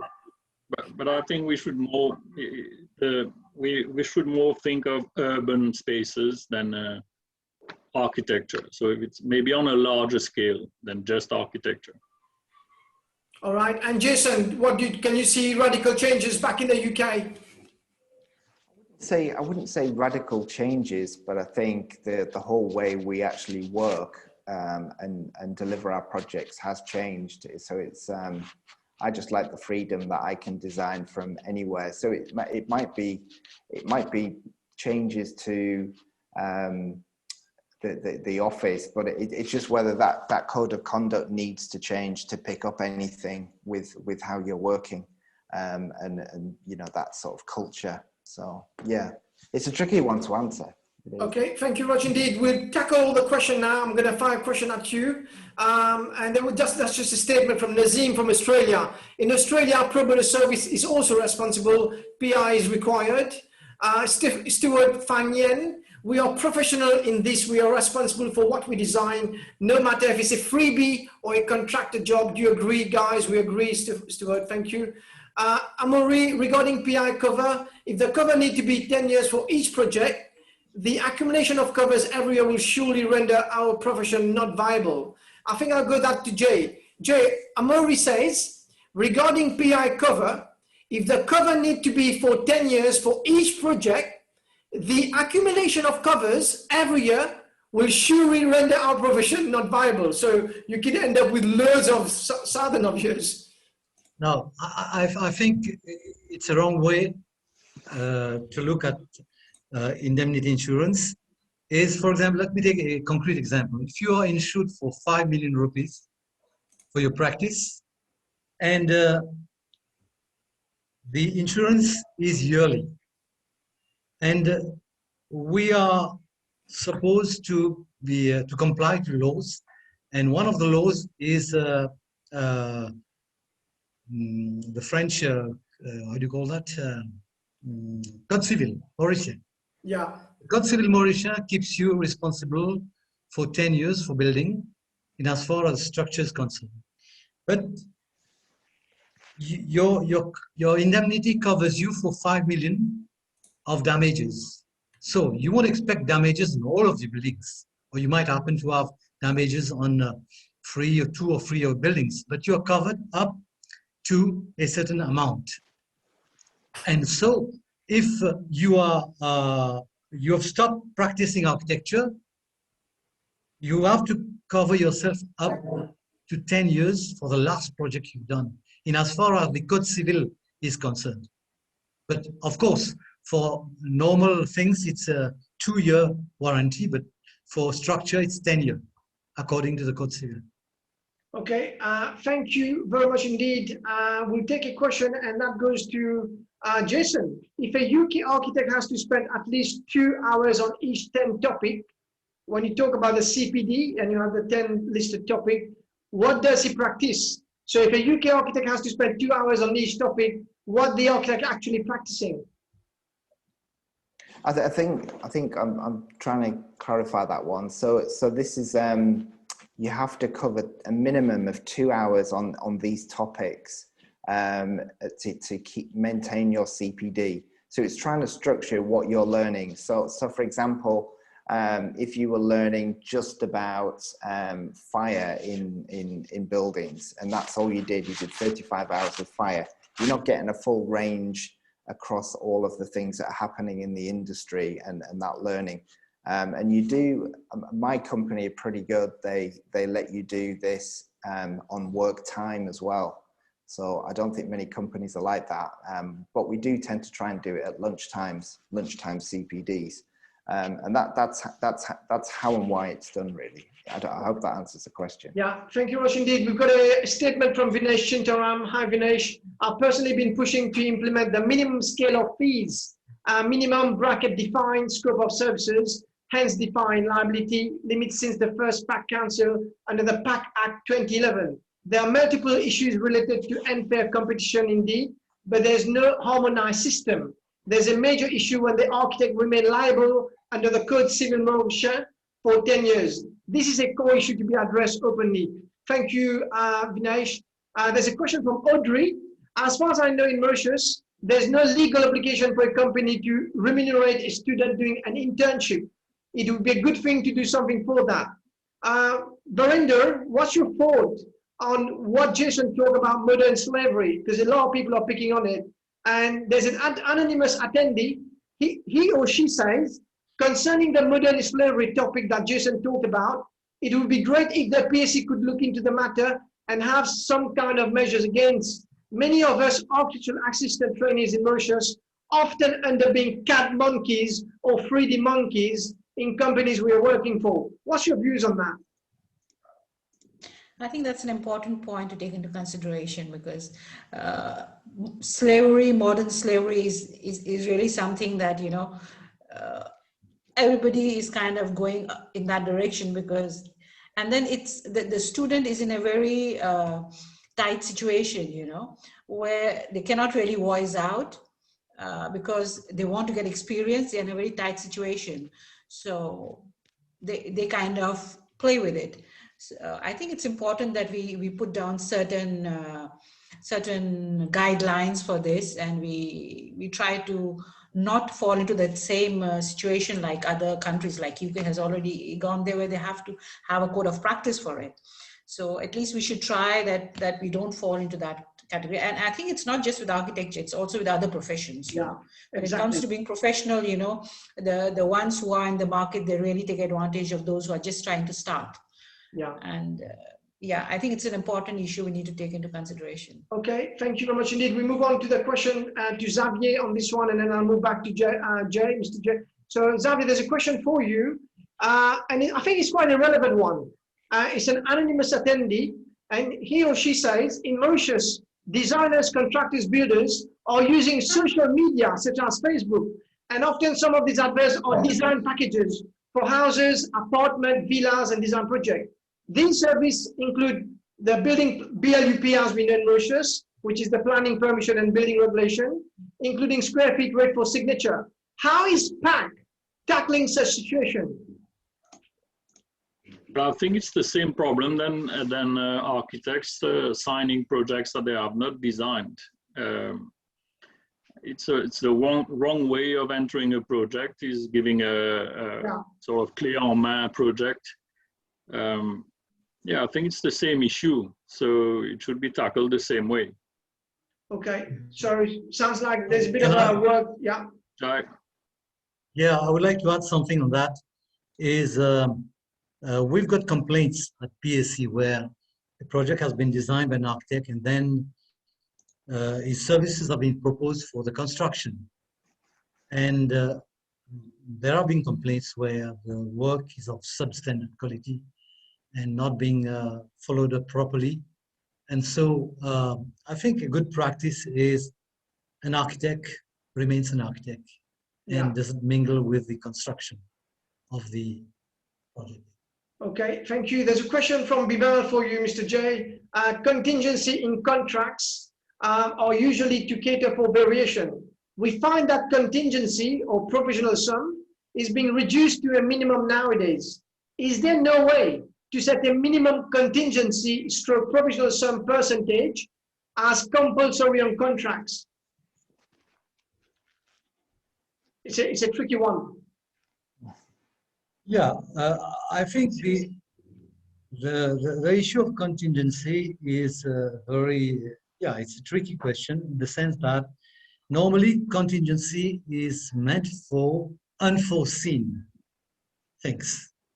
And probably we as architects sometimes, there are things which we are not allowed for, which are not unforeseen, which could have been foreseen, but due to negligence or some other reasons, and the money is being spent under contingencies. And I think in some sense, the clients draw the attention that this sum has to be used for unforeseen items. So we as architects, we've got to be very, very careful that our drawings are up to the standard, that when we give our drawings to the quantity surveyor for doing the BOQ, that all the details are there, there are not things missed. And eventually, that's what I was saying, that as maître d'œuvre, even though quantity surveyors are appointed separately by the client. We've got to go through the bill of quantities to check whether there are items which have not been missed. And I think many architects just oversee that role and just hand it over to QS. But we've got that responsibility to ensure that there are important things have not been missed with respect to our drawings. All right, thank you. We've got 10 minutes for the panel discussion. There's a question for Jason. In terms of PAC members, the Professional Architect Council in Mauritius, who want to be RIBA member, I mean, what are the, quickly, how do we need to apply to become a member of RIBA? Yeah, there's certain different memberships. You can become an associate member, which I think is a really good way that people don't really think of, and that's a very much a reduced fee, and you can use the RIBA letters as long as you prefix it with associate member. So and it's just simply sending an email to membership, and there I've helped someone get that just recently, you know, and I'm willing to do that if someone wants to apply for an associate member. And full membership, again, you know, you have to be ARB, I think, before you go for RIBA. I think that's the case. All right. Yeah, associate, I would recommend. I'd recommend that. Absolutely, thank you. There's a question from Alvin. This question will probably go to Barindas and then go back to Mr. J on that one, and probably Xavi can touch on that. Alvin says, what is the opinion on registration of architect to CIDB? So what is your opinion in terms of architect that need to register to CIDB? I know it's a hot topic, we'll talk about that, but what's your views? That's a big struggle, you know. This is something that we've been fighting since the very beginning. When an architect is already registered with the Professional Architects Council, which is a professional body, I don't see the need for it to register with another body. You see, that is the Construction Industry Development Board. It has other responsibilities, I think. And this is something that we are trying to put forward to the persons concerned who take decisions at the higher level. You know, we don't want to disturb the industry completely. We are really kind of messing with architects, which I don't think is correct.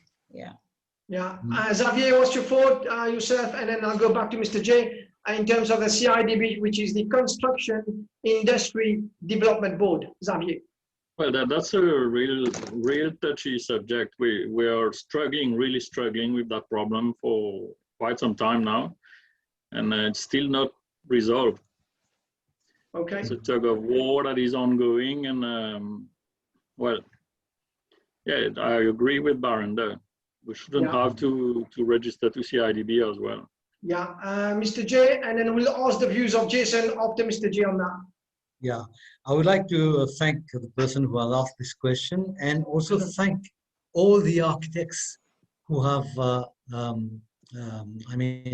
responded to the petition, online petition we launched. We had something like 150 or 200 architects, I think, who signed the petition. We sent it to the minister, and following that petition, minister called us during lockdown. And we had even arranged for a work access permit to go to Port Louis during the lockdown. I mean, last week, to discuss, because I think he realized that lots of architects are against the changes, the amendments they all want to bring. The amendments being that anybody can open a company and call it architectural company, provided there is an architect, can be an employee architect or something else. And we are fighting against that. We also, just as my colleagues have said, we believe that architects have got a registration body and doesn't need another registration body. And firms, they are paying 10,000 rupees to CIDB, and we are not getting much from CIDB. And they want to take over, and we are doing our utmost best. But we would like, those of you who are listening to us, we would like you to help us to make our voice heard at the ministry level. we are going to have Xavier, myself, Baranda, and all the members of the PSC. We are preparing a paper to be sent to ministry to counter the proposal made by CIDB to modify our law. And we're saying, no, this is not possible. We can find other ways to respond to government's desire to bring FDI to Mauritius. Instead of opening the gates to foreign architects, we are proposing other solutions so that FDI can come to Mauritius, but we don't open the gates to foreign firms now. All right. Thank you, Mr. J. Jason, just quickly, how does it work? Once you become chartered, do you have to register with other bodies to practice? Or once you become chartered, you can sign and practice? Well, you just become a registered architect, so you can practice architecture by just being a member of the ARB. The ARB is the register, and it has certain powers, but essentially it's the thing between you and the public and the body. So if the public he's got a problem with an architect, so that's the minimum, then you can go to the ARB, and then they'll fine you or strike you off if you're found guilty of bad practice or financial irregularity. The RIBA is actually not compulsory, but what the RIBA is this education body and this fountain of knowledge, and it's got a certain prestige with it because it's looking after your development within the industry, and they're the only two really you need to be, but you definitely need to be ARB, or you can't call yourself an architect. All right, thank you very much indeed. We've got 5 minutes left, and I've got a question from Mr. J from Onila. Hi, Onila. Mr. J mentioned that architects should be aware of the code of practice while knowing the basics such as PPG, legislation, etc. Is there a library to find the proper documents, or somewhere we can get like the step of how to deal with different projects? Well, there are links on the website of the PAC to the different legislations. But of course, if, for example, you type local government, you get the Local Government Act. You type on the web, for example, CIDB, you get the CIDB Act. So information is available everywhere. And you've got the links on the website of PAC. All right, thank you. There's a question for, this one goes to Xavier. There's a question from Nick. If a project teams overrides an architectural recommendation, say with regard to health and safety, balustrade, or some such issues, can the architect submit a disclaimer in writing, or does he remain liable? I don't know. I can't answer that. Can you help me? Yeah. Jai, Baranda.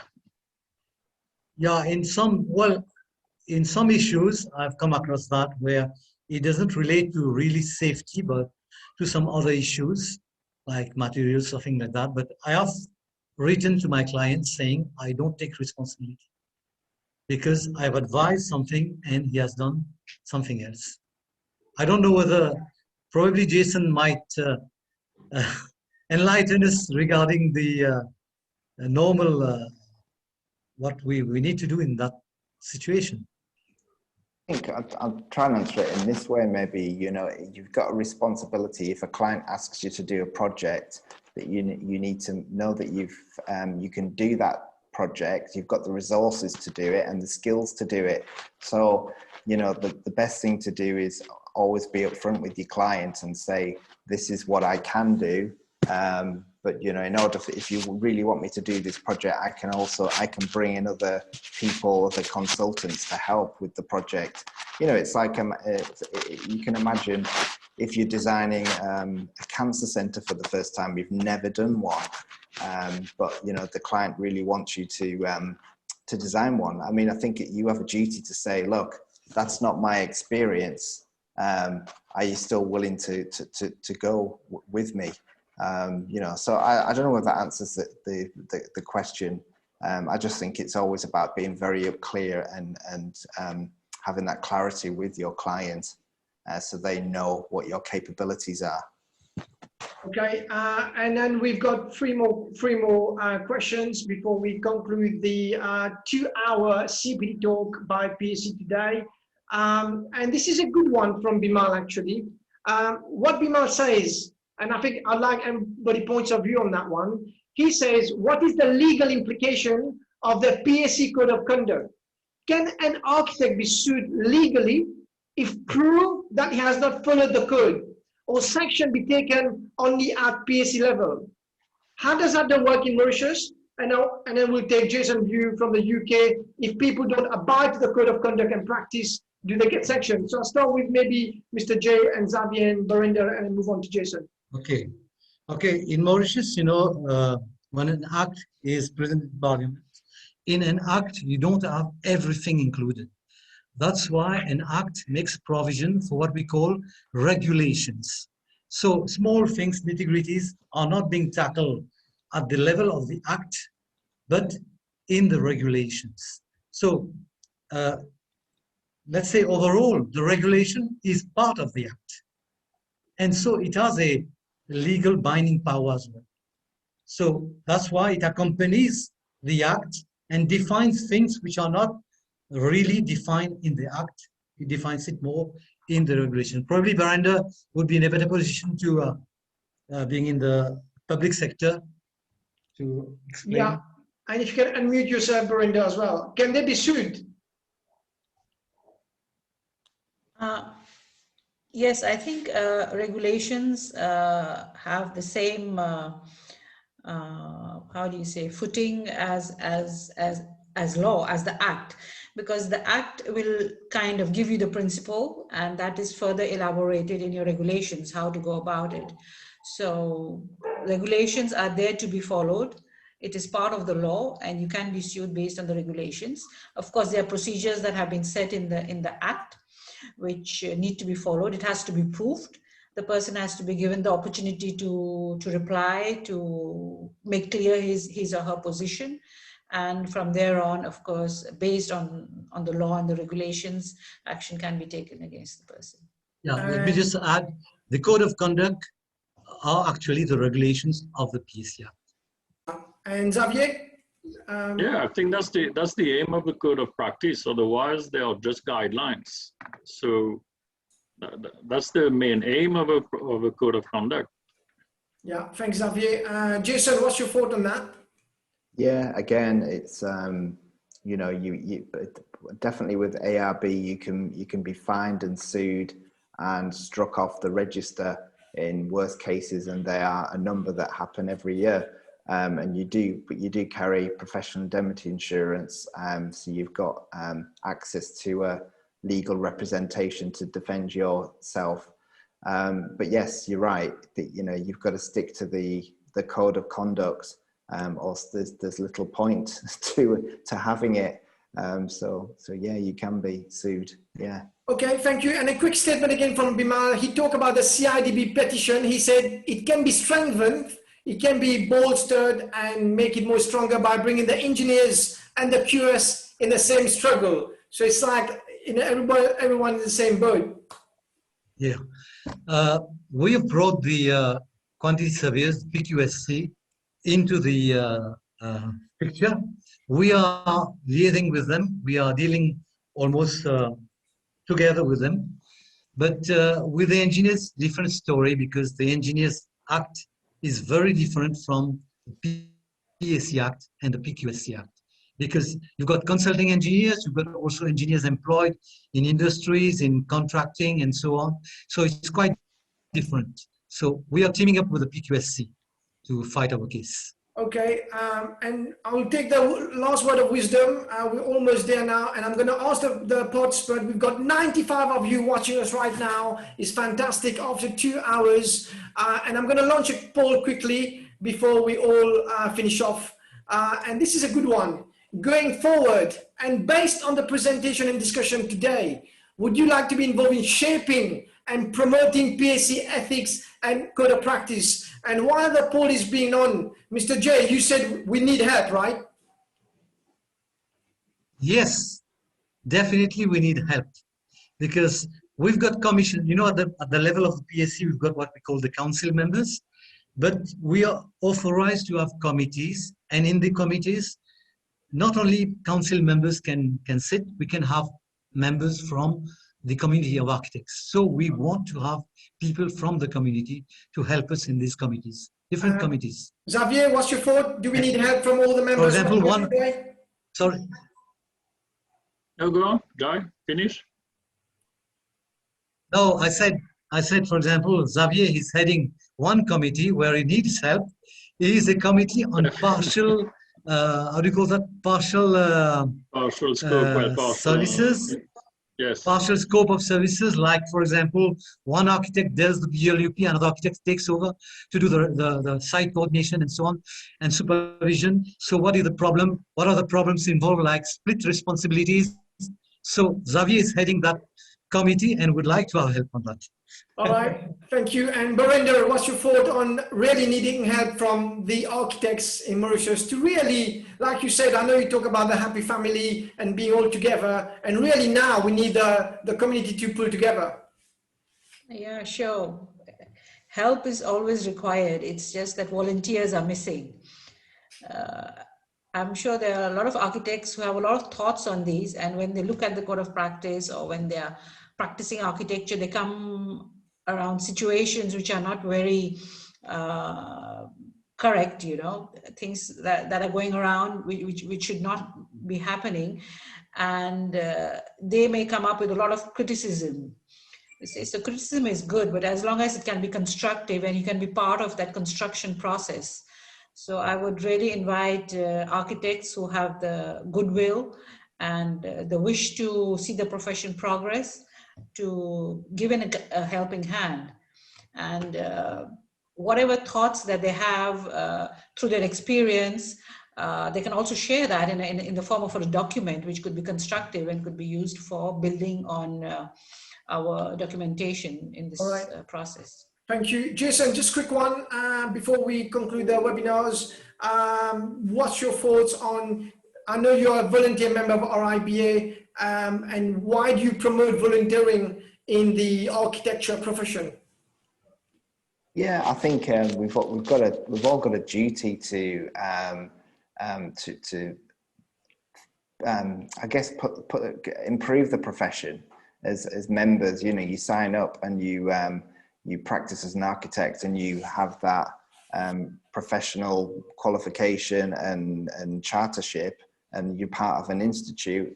I am, so I think you have a duty to do these things to help the profession, because who else is going to do it if you're not going to do it? So we all should get involved, and that's why I was on the RIBA Northwest Committee, trying to help things within the region, which gets pushed up to national level. So yeah, we have all have a duty to help. All right, I'm delighted to share the result with you. It has been transparent. Can I just say something? Yes, absolutely. So we are architects, so we know how to design things. So come and join us designing our profession, designing our Professional Architects Council, because that's part of our job as well. Absolutely, Xavier. I'm going to share the result, and it's going to be awesome. So here we go. The result is here, and a whopping 95% were willing to help. We've got 5% which we need to talk with. Of course, we need to do more CPDs with them. But 95%. And how do you feel, Mr. J, about 95% really want to help? Well, that's really awesome. That's really awesome. So what we'll do as soon as lockdown is over, and we can circulate freely, we'll schedule a meeting at PAC where we'll invite people to come over, and we can have different committees like the one Xavier is heading. We've got other committees, and we are working in close relationship with MAA as well. And we thank MAA members for working alongside us to work in committees, professional practice. For example, we've seen that many trainee architects are not going through the interview. So we are very concerned, and we want to help them. We want architects who've got experience to come and give lectures on different topics to help these trainee architects pass the interview successfully. Thank you a lot for those who have said yes and will definitely appeal to your goodwill. Wow, awesome. And I'm just gonna, I've got a few bits and pieces. I've got 2 minutes to conclude. Can we have the names of people? Can we have the name of people who voted yes? Unfortunately, it's been an anonymous vote. But Amaury says, Amaury, nice one, Amaury. He says, Anil, can you make a quick survey to see how many students are stopping their studies after the webinars? All right, thanks, Amaury, for that. And I think Dinesh says, hi Anil, my comment above to Director Jason. Okay, so Dinesh says, hi Anil, my comment above to Director Jason for these views from UK practice point of view. Minimum scope is equal to minimum fees, is equal to defined liability limit. So I said that again, Jason, this is a question from Dinesh. Minimum scope is equal to minimum fees, is equal to defined liability limit. What's your thought? That's a tricky one. So I guess minimum scope of what a client wants you to do. I don't know. I'm going to dodge this question. Really, does anyone else want to take that one? Maybe Mr. J, what's your thought? Maybe minimum fees, minimum scope, minimum defined liability. Probably I'll invite Vinesh over to join that committee on partial services, because we really need to know, when I offer a partial service, what is the limit of my responsibility? So if you take over a design from an architect and do site supervision, what is the responsibility of the design architect? What is the responsibility of the supervision architect? So Vinesh, I'll invite you over to come and join us. We have to brainstorm together. All right, thank you. I'm going to show you 2 more slides before we conclude, and I'll get back to you for the word of wisdom now that we're in lockdown. So just bear with me as I share my screen with you all. Here we go. Where are we? So, right, share screen and progress slide. Just give me 1 minute as I shift. I've got 1 more slide to show you before we conclude. And here we go. All right, so thank you everyone. And you've got 90 of you to still, I've got 5 minutes left before I conclude. So thank you, Mr. J. Thank you, Jason. Thank you, Barinder. And thank you, Xavier. We've done the quick survey. I want to just show you a quick video before we really conclude the webinar. It's a very inspiring webinar video, which I would like to share with you. I'm going to just go on the YouTube channel, make sure I've got the sound right, and off we go. And if you can hear the sound and the video, please put your hands up. Here we go.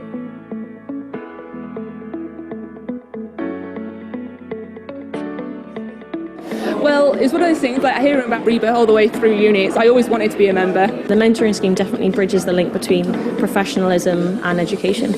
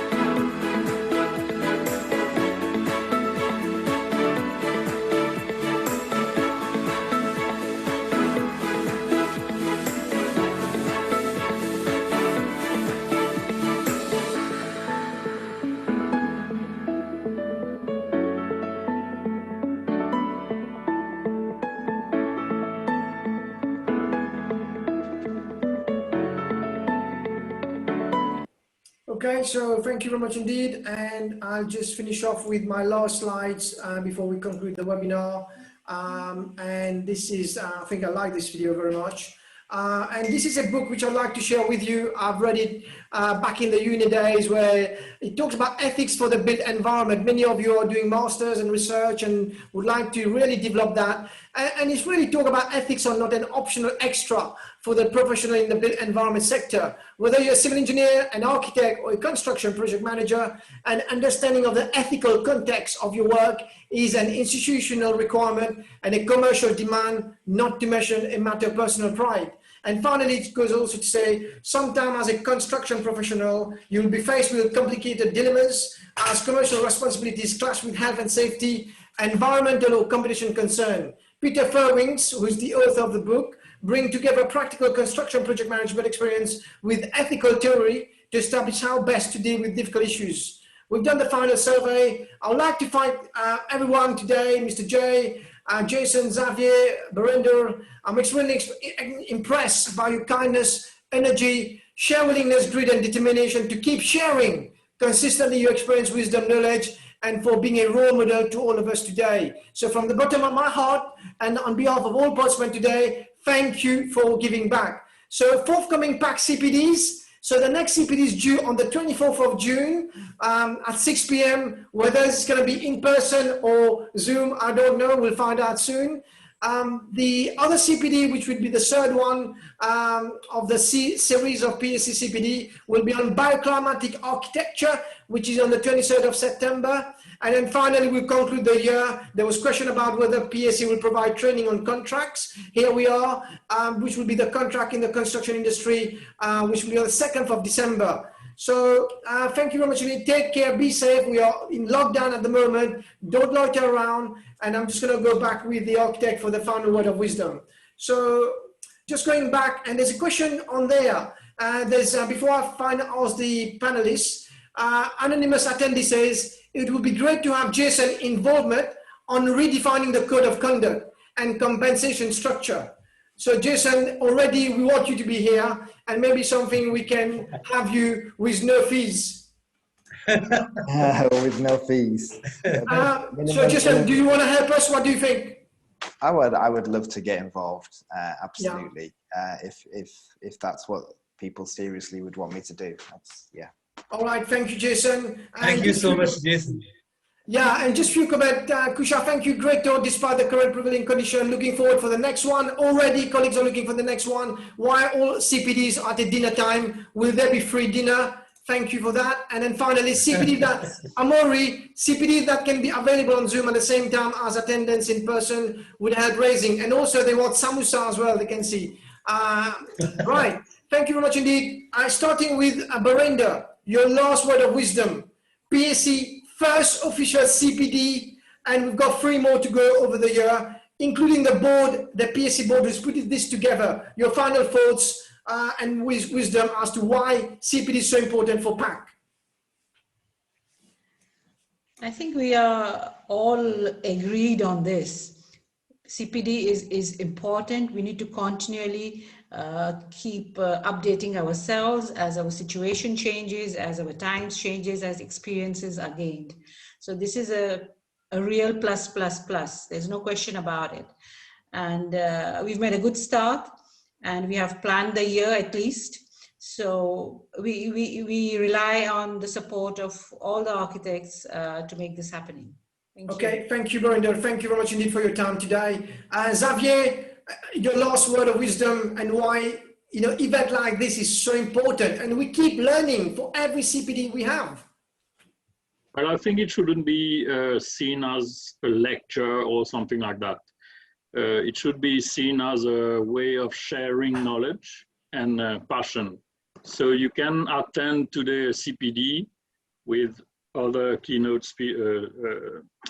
people, but you can also be part of a CPD. And so it's more a sharing experience than a lecture that you follow. Yeah, thank you, Xavier, again. Thank you for all your time and effort today as well, and for giving back your time. Jason, before I move on to Mr. J, Jason, what's your thought? Why CPD is so important, and why we need to keep networking with each other to galvanize the architect community? Yeah, again, I think we both of the people who've spoken before me have outlined it perfectly. We need to keep learning. We need to keep improving. We're not perfect, and there's so much to learn. I mean, I do that consciously all the time, Anil. So, you know, I know it sounds like a shameless plug, but I do put a lot of good content out onto YouTube. Clubhouse is amazing. There's so many great architects and people in the construction industry speaking on there every night about a range of topics. And that's, I understand you've got to have an iPhone, but I'd encourage everyone, you know, if you can, join and be active on there, because it's a wealth of knowledge. So yeah, okay. join Clubhouse. So Jason, on behalf of the architect in Mauritius, on behalf of everybody here in Mauritius, thank you for giving back your time and thank you for being with us. And I'll move on finally to Mr. J, the chairperson of PAC today. I know your final wish was to put CPD on the rail, as you say. Mr. J, how are you feeling about the whole thing, and are you fired up? Yeah, I'm so glad. I'm so glad that we've been able to put CPD on rails, thanks to all the colleagues at PAC and even colleagues from MAA. And a special thank to you, Anil, because you've been really awesome. And we really thank you for that. Without you, wouldn't have been able to do that during the lockdown. And I'm so glad, because for me, you know, I would like to give back to the younger generation. I've learned so much in my career, and I've still so much to learn. And I just encourage all the architects, especially those who are probably reaching retirement. You've got so much to give to the younger generation. And I think it's a pity that we go to the tomb with so much of knowledge, so much of experience. It's good that we share this with the younger generation. All right, Mr. J, thank you very much for this fantastic speech at the end. Just to let you know, guys, you need to email me your name as per the ID, and I will issue you with a certificate of attendance. And it's a 2 hours and 15 minutes of CPD today, which is fantastic. And everybody is very happy with the CPD today. Please send us your feedback, and let's make sure, you know, we build a bigger, better, stronger PSC. I would like to be here for the rest of the night, but of course we need to go for dinner, and I know some of you have been complaining about dinner and things, so everybody's fantastic. So guys, if you can have a big wave to everyone, thank you very much indeed. Take care, and thank you everyone for this awesome CPD. Take care. Bye.